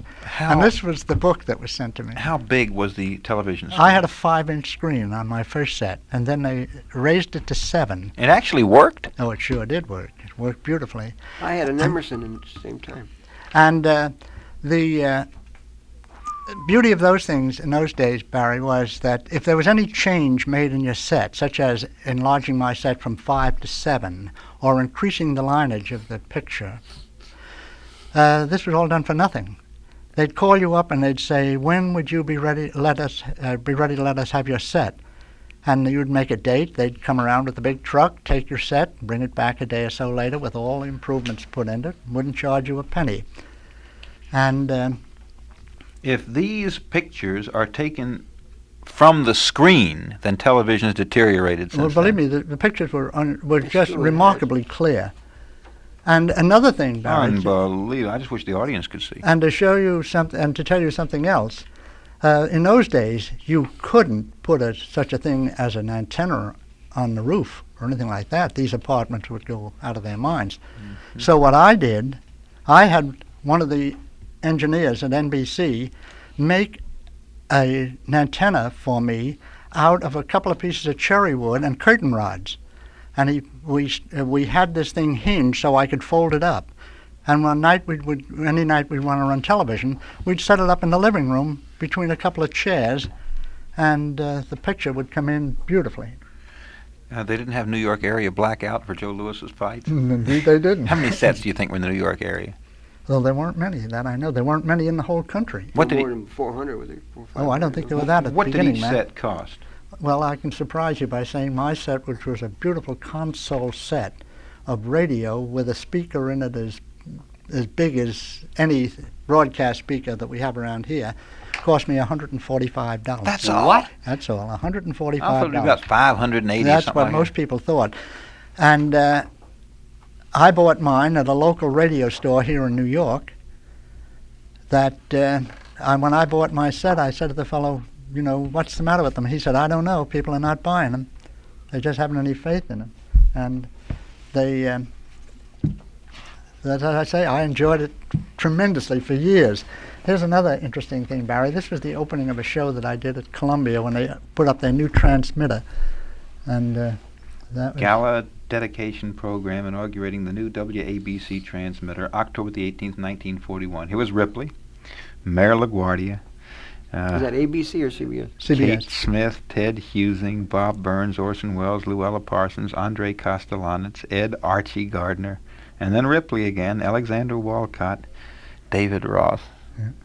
A million ghosts and ongoing live friends. Yeah, I knew them all very well. Ricocheting right back from the origins. I used to work with Ripley every Sunday night with Ed Gardner as the producer of the show for the Bakers of America, with Ozzie Nelson and Harriet Hilliard. Ozzie Nelson's orchestra, Harriet Hilliard singing. And if you had more than 2 or 3 people on with David Ross, you'd have to put a little box so David could stand in a box and reach the mic. No. That's how short he was. In a minute, I want to start unloading your most unforgettable moments on radio. And my most unforgettable moment, Walter, right this minute, is the first moment I met you, and I'm going to tell the story, and also the story of the brother broadcaster who that meeting commemorates. He can't hear us and enjoy us because he's on the air right now himself. First, WOR 710, New York. We have an Indonesian restaurant in New York City. And if you say, so what? We got a lot of restaurants in New York City. Forgive me and I'll forgive you. We don't need each other for these 60 seconds. I'm looking for the person who will say, Indonesian? Gee, is that like Chinese? Is that like, hey, sounds new. Yeah, let me listen. Maybe we'll go. If you have any imaginuity, particularly if you like new things, if you like deliciousness, if you like spices, if you are susceptible to the blandishments of happy people, and Indonesians, science ought to study the Indonesians. They smile all the time and they mean it all the time. If you like decor, art, the kind of art that's going to make you call a waiter and say, look, what does that symbolize? That's the most gripping thing I ever saw. The Ramayana restaurant is a place that you will enjoy as much as I, which is a great deal. The Ramayana, New York's Indonesian restaurant, it's only been open for a few months. The spices of Indonesia are, of course, the big attraction. They did not call Indonesia the Spice Islands because they couldn't think of anything else to call it. They've got 800 spices there, the best of which have been marshaled and adapted to the American palate, and you can enjoy it all inexpensively at the Ramayana, Ramayana, R-A-M-A-Y-A-N-A, 1301 Avenue of the Americas. That's the J.C. Penney building, and the telephone number for information and reservations at the Ramayana is 581-1170, 581-1170. Walt McDonough and Mack Bernoit, two retired WOR engineers, but they're not retired in their reminiscences. They're on time and on target. Walt McDonough has been with broadcasting since 1933, Mack Bernoit since 1945, and Herb Squire since the early 70s. I'm sorry, the late 60s. 1967 as far as I started here, and 1962 in college radio. Yeah, but Herb Squire is one of those people history depends on to take his spare time when he could be doing something else at no cost and going back and just saving the old so that we can all savor the old. You didn't have to cancel your evening's plans to help me dig up these nuggets we've been enjoying, but many, many thanks in public for doing so, Herb Squire. What are some of the unforgettable moments? And if you'd like a minute or two to think, I'll go ahead with mine first. But meanwhile, if you have any, let them fly. Mack Bernoit. Well, we had to create echo in those days, beginning, which they're doing now, what they call delayed tape reverberation. And I was at Muzak, and I was doing a band. So we decided we'd put a speaker and a microphone in the ladies' room, and that would give us reverberation, echo. So we had this blind fellow that was whistling, and the band was Horace Height, and the number, I'll never forget it, was Little Sir Echo. And no one at any time noticed anything that did happen. No one knew what was going to happen until I opened that fader that went into that ladies' room for the echo. And when I did, instead of getting Little Sir Echo, all I got was... Let everybody write his own ending, okay? That was it, and then footsteps going out. You didn't have to pay her the after minimum for that performance, did you?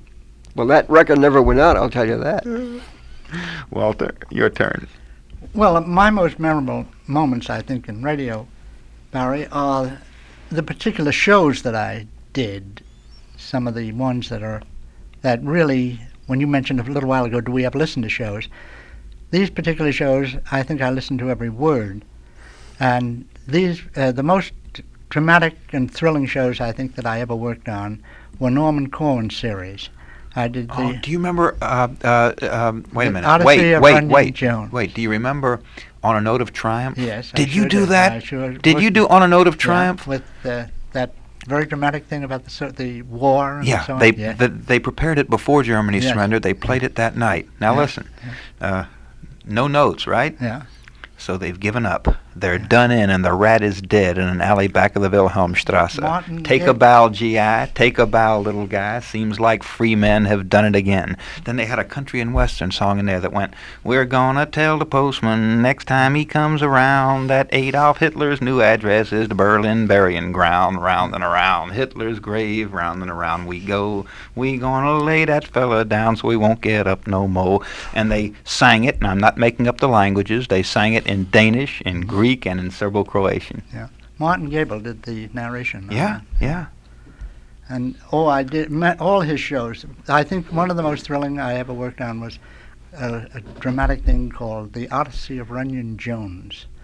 I'll never forget that show. It was a story of a little boy looking for his dog, and the climax of the show is that the boy had been killed in trying to rescue his dog that was in the middle of a street, and the dog also was killed. The two of them were crushed by a car, but we didn't know that until the very end. And the story is the little boy traveling through this mythical land, so to speak, where he meets Father Time, and where he meets the giant, and where he gets into all these various, and you talk about effects. You speaking of an echo effect, Mack, this was the most dramatic echo effect I ever heard. They put, Arthur Vinton was the giant, and the little boy was put in a control room, the observation room off the control room. And pardon me, the giant was put in there, and the little boy was out in the studio. And as the little boy, then they put the echo on the giant. Every time he spoke, of course, his voice reverberated. And the little boy, in asking the giant, and they had his mic cracked just a little bit so you could just about hear the voice. And the giant said to him, "Come up here, little boy, where I can hear you. Come up." And in other words, the little boy then crawls the giant's body until he gets up to the air, and that voice just kept coming up and up and up as it came up to the giant's ear. And Norman was, to me, one of the greatest directors and one of the finest men I ever worked with. He was a gentleman from the word go. And he was such a conscientious director that we would spend an entire day just on sound effects alone. For example, when this little boy is going to Father Time, we had every clock you could possibly think that NBC or CBS owned at that time, and records of clocks ticking, and we put them on, and we used to have variable turntables, and we had a cuckoo clock that we slowed down to just about, I don't know how many revolutions. And it was just about, it would go like, and it was striking, and it would go boom, boop, boop, boom, boop, boop. And this was in the background of all these ticking clocks, and this was Father Time's land. And so it was just a thrilling show. And then to give you another thing with Norman, he had a show there of I forget the name of it. It was supposed to be traveling through his brain. And we had floorboards down for the footsteps. I walked in a circle for the entire half hour. Just walked, and the engineer had microphones spaced all around, just to pick my footsteps up. And I was the person traveling through his brain. And he would never allow you to stand in one spot and just move your feet up and down as we walked. For example, there was one show in which a man walks into this factory and opens and closes doors as he's approaching the plant. We had the whole studio lined with floorboards with doors, and I had to go way to the end, open that door, close it, walk, open the next door, so on and so forth. Speaking of ticking clocks, there is a clock to this day in our Studio 3. I've complained about it every time I've had to do a show from Studio 3. I've complained about it out loud. Occasionally we have to move into Studio 3 when there's an election going on or a space shot or something, so we can be close to the nerve center of WOR. We're way out here at a different part of the floor right now. And that clock, I'm sure I'm not the only one who's noticed this, it makes Krakatoa sound like a June bug rolling over on Kleenex. If a clock were that loud in Grand Central Station, 85 commuters would complain. And this is a radio studio. Barry, there's one little more detail about that clock. It's no longer there. It's been replaced within the past couple months. But when you would be in the control room in Studio 3 looking into the studio, there were two clocks on the wall. The one clock each referred to as the clock the announcer looked at. And this was the standard Western Union clock, which used to be in practically, I think, every radio station in the country at one time. Under, I don't know how many layers of paint, the last time the clock was in use, it was painted beige and it was painted green before that, and I don't know how many layers of colors underneath that. But when the light would hit it at a certain angle, you could see Eastern wartime underneath the clock. Well, it sounded like Big Ben. Walt McDonough forgets the first time he and I met, I'll bet you. You don't forget the first time you ever met Walt McDonough or Mack Bernoit. Mack, I met you in 1959 when I came over here with Tex McCrary. That's right. And you told me we had a mutual friend, Bob Poole, who you used to work with, not just in the control room, but on the air. First time I met Walt McDonough, he was a few feet back of where he is now, behind glass in the control room, and I was visiting a good friend of mine named Long John Nebel, who was sitting right here doing an all-night show. Long John, as far as I know, I haven't done my history, but I've done my reverence. Long John made the all-night air safe for talk. Wasn't he the pioneer of talking all night long? Yes, I think he was. Yes, yeah, because prior to Long John, we had Gene Shepard did the all night. I see, yeah. Yeah, well, there was one before but that, John, too. well, that was a musical one. That fellow used to call himself the man on the couch and used to play the records and all night. All that stuff was Gene and the fellow before that I'm referring to worked from the transmitter, and John started at the transmitter out at Carteret, and then later came. But John was the first to start the interview stuff here all night. Yeah. And I remember John's first guest out at the transmitter was Randy. Really? Yeah, and of course both of them, they didn't know what in the world to do, and Randy came out there, and between the two of them, they decided that they would make a character out of Randy, and he was Professor Kieselgar, and put on a German accent, some German inventor, and the two of them went on the whole night, and most of the listening audience thought that Randy was actually the German scientist, Professor Kieselgar. Yeah, Long John really gave a lot of dash to the air, and still does on NBC. Days of the flying saucer business. Oh, John, or Barry, if you know what we went through in those early days of those flying saucer things, this place was alive with all kinds of kooks. I remember one particular night I was in the control room doing the show, and we used to do it at a studio which was then 8, which is now Three. And I got a telephone call from this character that said that they had found a little green man on some cornfield out in Pennsylvania, and they would like to bring him and present him on the Long John show. So I signaled to John to come in, and John came in and got on the air. Well, of course, John is not easily conned, having been a pitchman himself. So he spoke to this fellow, and he said, what do you mean you got a little green man? And the fellow said, now, John, I'm telling you, I'll bring this fellow up here, but he must be presented in a studio that is absolutely level. He can't either step up or step down. All air conditioning must be turned off, and so on and so forth. So John said, listen, get lost, will you? And the fellow said, no, I'm serious. So John said, well, I'm not going to talk to you over the phone. Send your representative up here to speak to me if you can't get here. So the fellow said, okay. So I was sitting in that control room all by myself at about 3 in the morning when suddenly my eye is attracted, sort of the peripheral vision grabs this something is in the doorway. So I turn and look down there, and there is this girl dressed entirely in black with black leotards on and the hair coming down into a severe widow's peak right almost to the top of her nose with dark glasses on, and she's standing there just staring at me. And I said, are you the representative? And she said, yes. I said, come on in. So she came in and sat with her back to the studio. She refused to turn to the studio. So I signaled John, and he came in and spoke to her, and they promised to bring the small man, but the small man never arrived. So we never found out what that was all about. But if John mentioned something about flying saucers, immediately in would come the planes come rushing down the hall from the elevators, and all kinds of evidence that they had been in flying saucers. One fellow had a burned sweatshirt on that he told me was burned by leaning too close to the flying saucer. Another kook came in, and he had a head of hair that was like the Afro hairdo today, and he told quite some interesting stories, so John invited him back. The next time he arrived, his hair looked as if it had been put through a meat chopper. And I said, what happened to your hair? He said, I was in this flying saucer, and I opened this little door and put my head in, and a lot of wheels were spinning around in there and hit me on the head.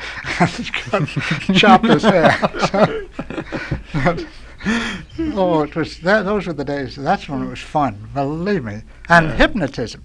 He got on the subject of hypnotism, and we got this place crawling with hypnotists. And now I'll never forget some poor, when I say poor, innocent, I should say, very nice young fellow from North Carolina who was an announcer down there that used to listen to Long John, that when he was on a vacation here in the city and asked Long John if he could come up and see him. So John said, sure, come on. And the fellow was up pretty near every night. Well, they happened to be here the night that we were just crawling with hypnotists. And this poor fellow, he was a pigeon. Every time I looked at him, he was in a trance. And they had that fellow hypnotized from 1 o'clock in the morning until we broke up at 5 in the morning. And the last I saw him, he was standing back there in the production area with his arm out rigidly. And I said to this fellow, I said, what are you doing to him? And he said, he's in a trance now. That arm cannot be bent. And I said, truthfully, it can't be bent? He said, no, lean on it. So I took a hold of the arm and I pressed and I couldn't. And I practically hung on that fellow's arm. And that arm was just... So the hypnotist then gave a few little clicks or something like that, and the fellow came out of it. And but we never knew what was going to happen in those early days with Long John. Were you here the night? Yeah, you were here the night that he had 4 or 5 guests on. All of a sudden, this big fella come in and said he was a butcher, and kept talking about different cuts of meats and everything. It took them about an hour and a half before they found out it was Jackie Gleason. Oh, yes. I know. I think Jack, you did that. Jack, Jack. I think Jack did that one. I wasn't here but I heard about that. I wasn't here that night. But I was here the night that he was taking pictures of an empty lot, and then later on, after the development, it would show a football game. I was here the night that Mark Provost and his wife, that was again, and John, Randy, Mark Provost, and Provost's wife. And the 4 of them are sitting in there, and I'm going half asleep listening to this Provost talk, Provost, I think. Provost. Mark Provost. Talk about that he was a voice box for 3 men who had died centuries ago. And they would put their spirit in him, in other words, and then he would these sounds would come out of his voice. And we were in the midst of this show this particular night, and just going along in this way, when all of a sudden Mark Robert goes, and he starts off, and Randy jumped up and ran out of the studio and came peeking back in through the door. And then all of a sudden out of his mouth came such things as, ongai, ongai, ongai, gai, gai. And then his wife jumped up and said, yes, Yana. Yes, Yana? Oh, is that right? So John, of course, was sitting there starry-eyed. And it seems that this character, who came from the land of Yan, or some such place as that, was now within Mark. And this went on for about 15 to 20 minutes, and then after it ended, he sank back in a complete faint. And this, as I say, it was the early days of Long John, which was such fun. So that... But they were great memory days of, that I will never forget of my. Those were the days of David Fields too. Remember? Oh, I sure do. Mm-hmm. And then, of course, my other great memorable days were which I thought were where I worked with people that I had such great respect for, that were such wonderful people, and one of them was Goodman Ace of Easy Aces. He was such a fine man. Or is such a fine man, I should say, and such a clever man. They actually did that show, Barry, around a bridge table with a microphone set right in an old cardioid mic set right in the, not standing, but sunk right in the middle of that table, so that it was just level with the table. And Goodman would be writing that script while they were still on the air. They'd go on the air with maybe the script half finished, and he would finish it as they were on the air. But he had such a sense of humor, and he was such a fine man. And also, my other great memory with working with to me, one of the greatest men I've ever known was Fred Allen on Town Hall Tonight. They were just wonderful days. And of course, March of Time. Those were the great shows. Go ahead. We struck the mother lode. Oh, well, I could go on and on, Barry. Well, in this studio right here, I used to work every afternoon with Jane Cowell. and I worked with Orson Wells. Orson Wells didn't do his War of the Worlds thing. No, not here. Did no, that at CBS. CBS. I was in the studio that night. That was done. What? Yes, You were in the studio when Orson Welles did War of the Worlds? I was in the studio. I worked with Orson Welles. I'm the only man in America who was listening to another station. Well, I was in the studio that night. I ordinarily did the show with Orson because I worked with Orson from the very first time he ever did a show on radio, I believe. He was, I first met Orson, and believe me, Orson was taken right off the WPA project, the theatrical group, and he was a poor actor in those days. And he came in and on the show with Charlie Martin doing the Philip Morris Playhouse. And Orson was, from the moment he opened his mouth, we knew he was great. And he did this, he worked with Charlie Martin practically every week. And I did the sound effects on that show. And then later, Orson then started his Mercury Theater and went over to Columbia. Then I was working at Columbia in those days. And we used to work with Orson, and we'd work all night with him. He'd call us for rehearsal, and we'd rehearse all night. Did anybody ever freeze on the air? Oh, freeze, I should say so. I can tell you one of the funniest stories with regards to Ed Gardner.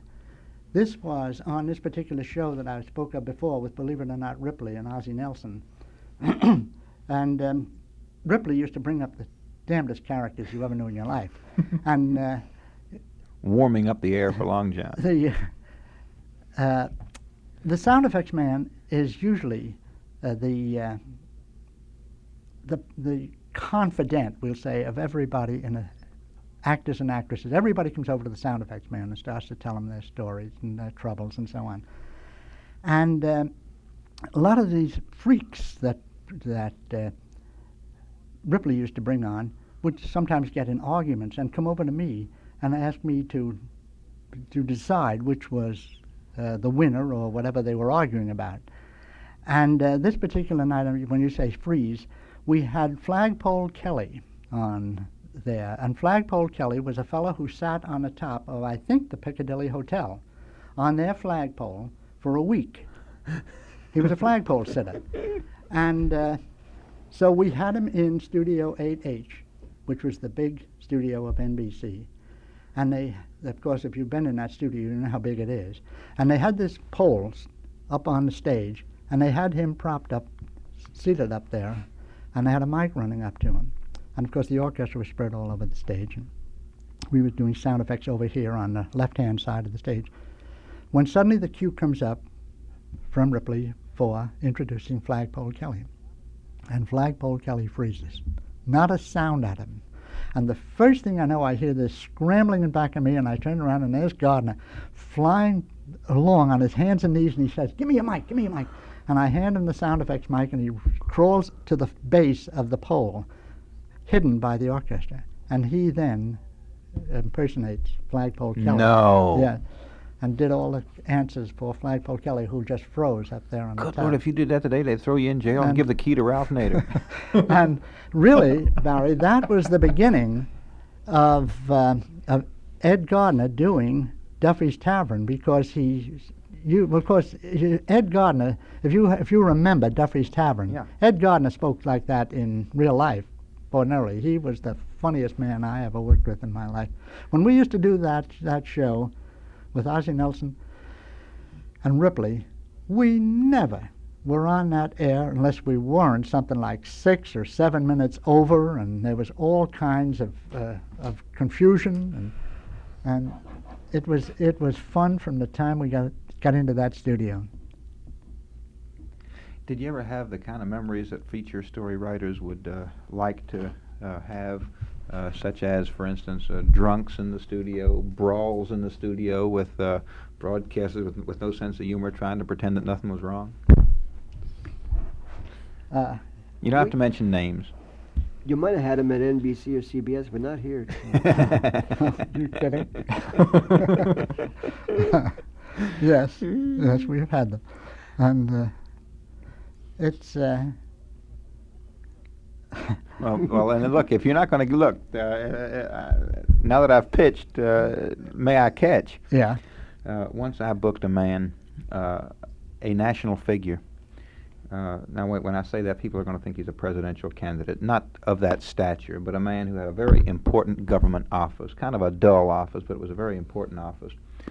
And he was supposed to be the guest on Tex McCrary's show one night in Studio 2. And a guard, I didn't know we had guards, but a guard came from somewhere with the most hopeless-looking drunk I'd ever seen in my life. About 10 minutes before we were supposed to be on the air, Tex wasn't there yet. And he said, does this man belong to you? I found him in a coma downstairs, mumbling incoherently. The man was hopelessly drunk. He'd just come from a college reunion. I immediately ran to my pantry and got a tape of another show. And Tex came up, and Tex has diplomatic skills that have never been calibrated yet. I suggested that we bundle the man into a cab and take him to a hotel or possibly even a hospital. And Tex said, no, this man will be very embarrassed tomorrow. Let's do it differently. He said, set up a tape. We'll tape with him and go ahead and run the tape on the air. And meanwhile, while that show's running on the air, I'll tape with this man so he doesn't wake up crushed tomorrow realizing he couldn't make his radio show. That took a lot of finesse. I respect Tex for that decision. Well, when I went into the control room, I could not hear what Tex and this national figure were saying. I could hear the show that was on the air. We didn't emphasize the fact that he was not on the air live. We didn't want to let him know. We pretended, broadcast as usual. And there he is, microphone, Tex, studio. And all I could see was Tex. It looked like he was being electrocuted. One shock in his eyes after another, and just his head recoiling as though somebody were slugging him. I couldn't wait for Tex to tell me what it was that was eliciting this reaction. Tex came out shaken. First time I've ever seen him shaken. Well, this national figure, not only was he drunk, but he was speaking in the most vulgar, the most anti-Semitic, the most a lot of things kind of way. And Tex had just never heard language like that before, even on tape. Well, Tex immediately asked me to be discreet about the tape. He didn't even let me listen to it. But I never forgot a few years later when this man emerged in a story as a righteous protector of everything moral, holy, American, etc. Sort of wish I'd had the tape just to send him an anonymous copy of, even with a gift tape recorder. I know many stories, of course, that I can't tell on the air, or this place would be a bowling alley in the morning. So that actually happened, that were hysterically funny. And so let's tell the truth, Walter. We've all got our bags packed. We're all taking a charter flight to Tijuana, Mexico, and we're going to spend the next 7 minutes telling just those stories. You know how you can end up the whole thing? Tell Barry about LaRoche. What's the one? The electrician. I know who he is, but I don't know that story. Don't you remember when he was changing the big chandeliers up in Studio 1? No. And no one realized that he was Goosey? Oh. He came down all the back stair with this great big chandelier. Kept walking by it, and finally he went by Popley's office. And as he went by Popley's office, his rear touched the doorknob, and just then Popley decided to come out. He turned the knob, and the chandelier went up in the air. Smashed all over. There was a show going on in this studio. We had a sound effects man up in NBC who was one of the greatest clowns I ever knew in my life, and he was doing a very big show with a full audience, and they had a bagpipe player on there, a Scotsman, who was playing the bagpipes, and of course he had his kilts and all that. And this sound effects man, while he was in the midst of the bagpipe playing on the air, reached out and gave him a slight tap. And this fellow was the same as LaRoche, as you just said, and you never heard anything like this in your life. That bagpipe just went, and, this broke up the show, I'll tell you that, it was gone. The audience got hysterical. And I can't think of, as I say, anyone that. I remember I think it was Harry Von Zell, that was doing the. Of course, this has been, I guess, put on those radio bloopers, I think it was, in which he said, was it Ward's Baking? I'm pretty sure it was Ward's Baking products he was advertising, and he came out and said the breast in bed. Always demand the breast in bed. Yeah, instead of the best in bread. And, of course, we all know his Hebert Huber one, introducing Herbert Hoover, in which he said Hebert Hoover and then never did get out of it. He tried to correct it and went on, and the more he tried to get out of it, the worse he got. Wait, having offered so much legendary, help me shoot a legend down, or else let it soar happily ever after. Uncle Don. Oh, well, now, the legend says that Uncle Don was fired for doing his children's show on WOR and then thinking he was off the air and saying that ought to hold a little blankety blank. And I believe that. It's logical. It's a good lesson for young broadcasters, whether it's true or not. Tell the story the way it really happened. happened. Well, the only way I've heard it, Barry, is that it actually did not happen. That this thing has been exaggerated, and I didn't happen to be working here at that time, but I've talked to many people. I think Jack Keane has quite told me that he was here at the time and that Uncle Don did not say that. Look, I wish we had time. I'm glad to have that corrected. I wish symbolically I could tiptoe into the control room and do the job you've been doing for this many years while you talk, but unfortunately I'm not as talented or gifted or knowledgeable. I can't be as effective on that side of the glass as you've all been on this side. Thanks very much for coming. It's been a pleasure. And continued good things to you. Yeah. Walt McDonough and Mack Bernoit, two WOR engineers who used to work here and don't anymore, but in a very meaningful way always will be ongoing partners to this and every other broadcast on this station, and owing to their widespread backgrounds on every other station too. Thanks to Herb Squire, who is my grand marshal for all the memories and majesties we've celebrated en route. I'm Barry Farber. Keep asking questions. Wait a minute. Can we go off with John Gambling, or is it no? All right. Well, I'll save that tape. We were going to hear John Gambling Sr. Can we? All right, good. Let's go off with John Gambling Sr., and we'll meet again another night and pick up right from there. You better watch out, better not cry, better not pout, I'm telling you why. Santa Claus is coming to town. Keeping a list, checking it twice, gonna find out who's naughty and nice. Santa Claus is coming to town. He knows when you are sleeping, he sees you when you wake. He knows when you've been bad or good, so be good for goodness sake. Oh, you better watch out, better not cry, better not pout, I'm telling you why. Santa Claus is coming to town. Yes, sir, and here's another fella going to town right now. Ladies and gentlemen, we give you your famous radio clown, John B. Gambling. Well, thank you very much, Jack. 50-cent announcement. Yes, send the bill in for Christmas. Hawley must be around. I hear the wind. Oh, hello, Mark. How are you, boy? Well, good morning, everybody. How are all you this morning? Merry Christmas to you. Yes, sir. Christmas is around all right this morning. Again, the Illinois Meat Company, makers of delicious broadcast brand meat foods, send you greetings via Vincent Sorey, the Gamboliers, yours truly, and the Master Canaries. Now, like Johnny One Note, I keep harping in practically the same key about your bigger and better breakfast program. Yet I do it only because I believe that you really benefit in health, energy, and staying power when you eat properly and regularly. Breakfast should satisfy your craving for food, keep you pepped up until lunchtime. But if you eat a dab and dash breakfast, how can it? And if you do manage to last out until noon, you go to lunch with an appetite that requires and simply demands a real meal to satisfy it. And then, if you eat a large lunch, you feel bloated for the rest of the afternoon. So cut down on your oversized lunches and switch to a bigger and better breakfast, and then note the difference. Inaugurate your bigger and better breakfast program this very morning with a generous portion of delicious broadcast brand corned beef hash, hot and crispy brown from the skillet. Then tomorrow morning, something else. And now for the weather. In Carteret, the temperature is 34, and so it is in New York. The barometer is 30.28. The night watchman here informed me that it snowed for about 5 minutes during the night. But it's all over now.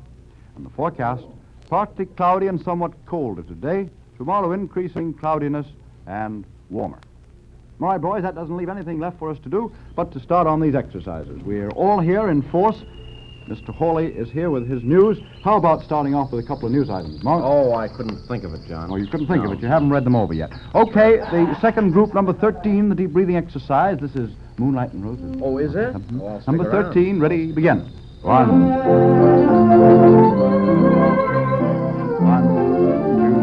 3. 1, 2, 3. 1, 2, 3. 1, 2, 3. 1, 2, 3. 4. 1, 2, 3. 1, 2. Well, we don't need Hawley for news anyway. Flash, flash, flash, flash. It's snowing in Carteret right at this very minute. Number 2, the striking exercise. Ready? Begin. 1.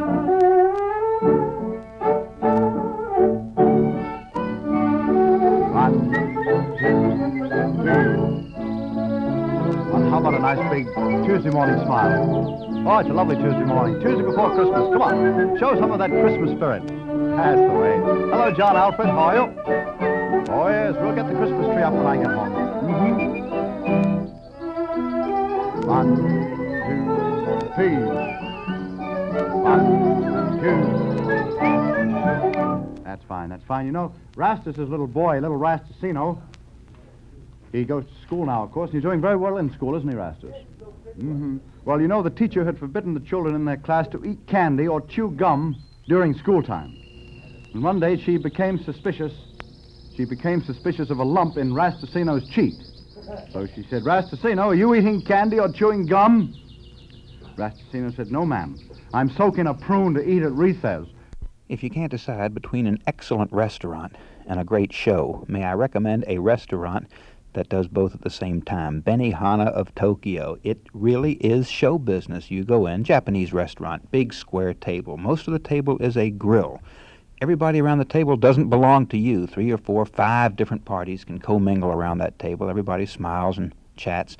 The Japanese waiter comes to your table, bows, and goes through a ritual which almost blurs the eyes. You've never seen a hand with a knife move that fast. You've never seen delicious meat sliver itself that succulently and go right into the grill with mushroom clouds of flavorful aroma wafting out of the vegetables and the mushrooms and the sauces. We've got Benihana of Tokyo restaurants on 56th Street between Park and Lexington, on 56 between 5th Avenue and Avenue of the Americas, and at 15 West 44th Street just off 5th Avenue. Remember the name, look it up, Benihana, Benihana, and the children will love it too.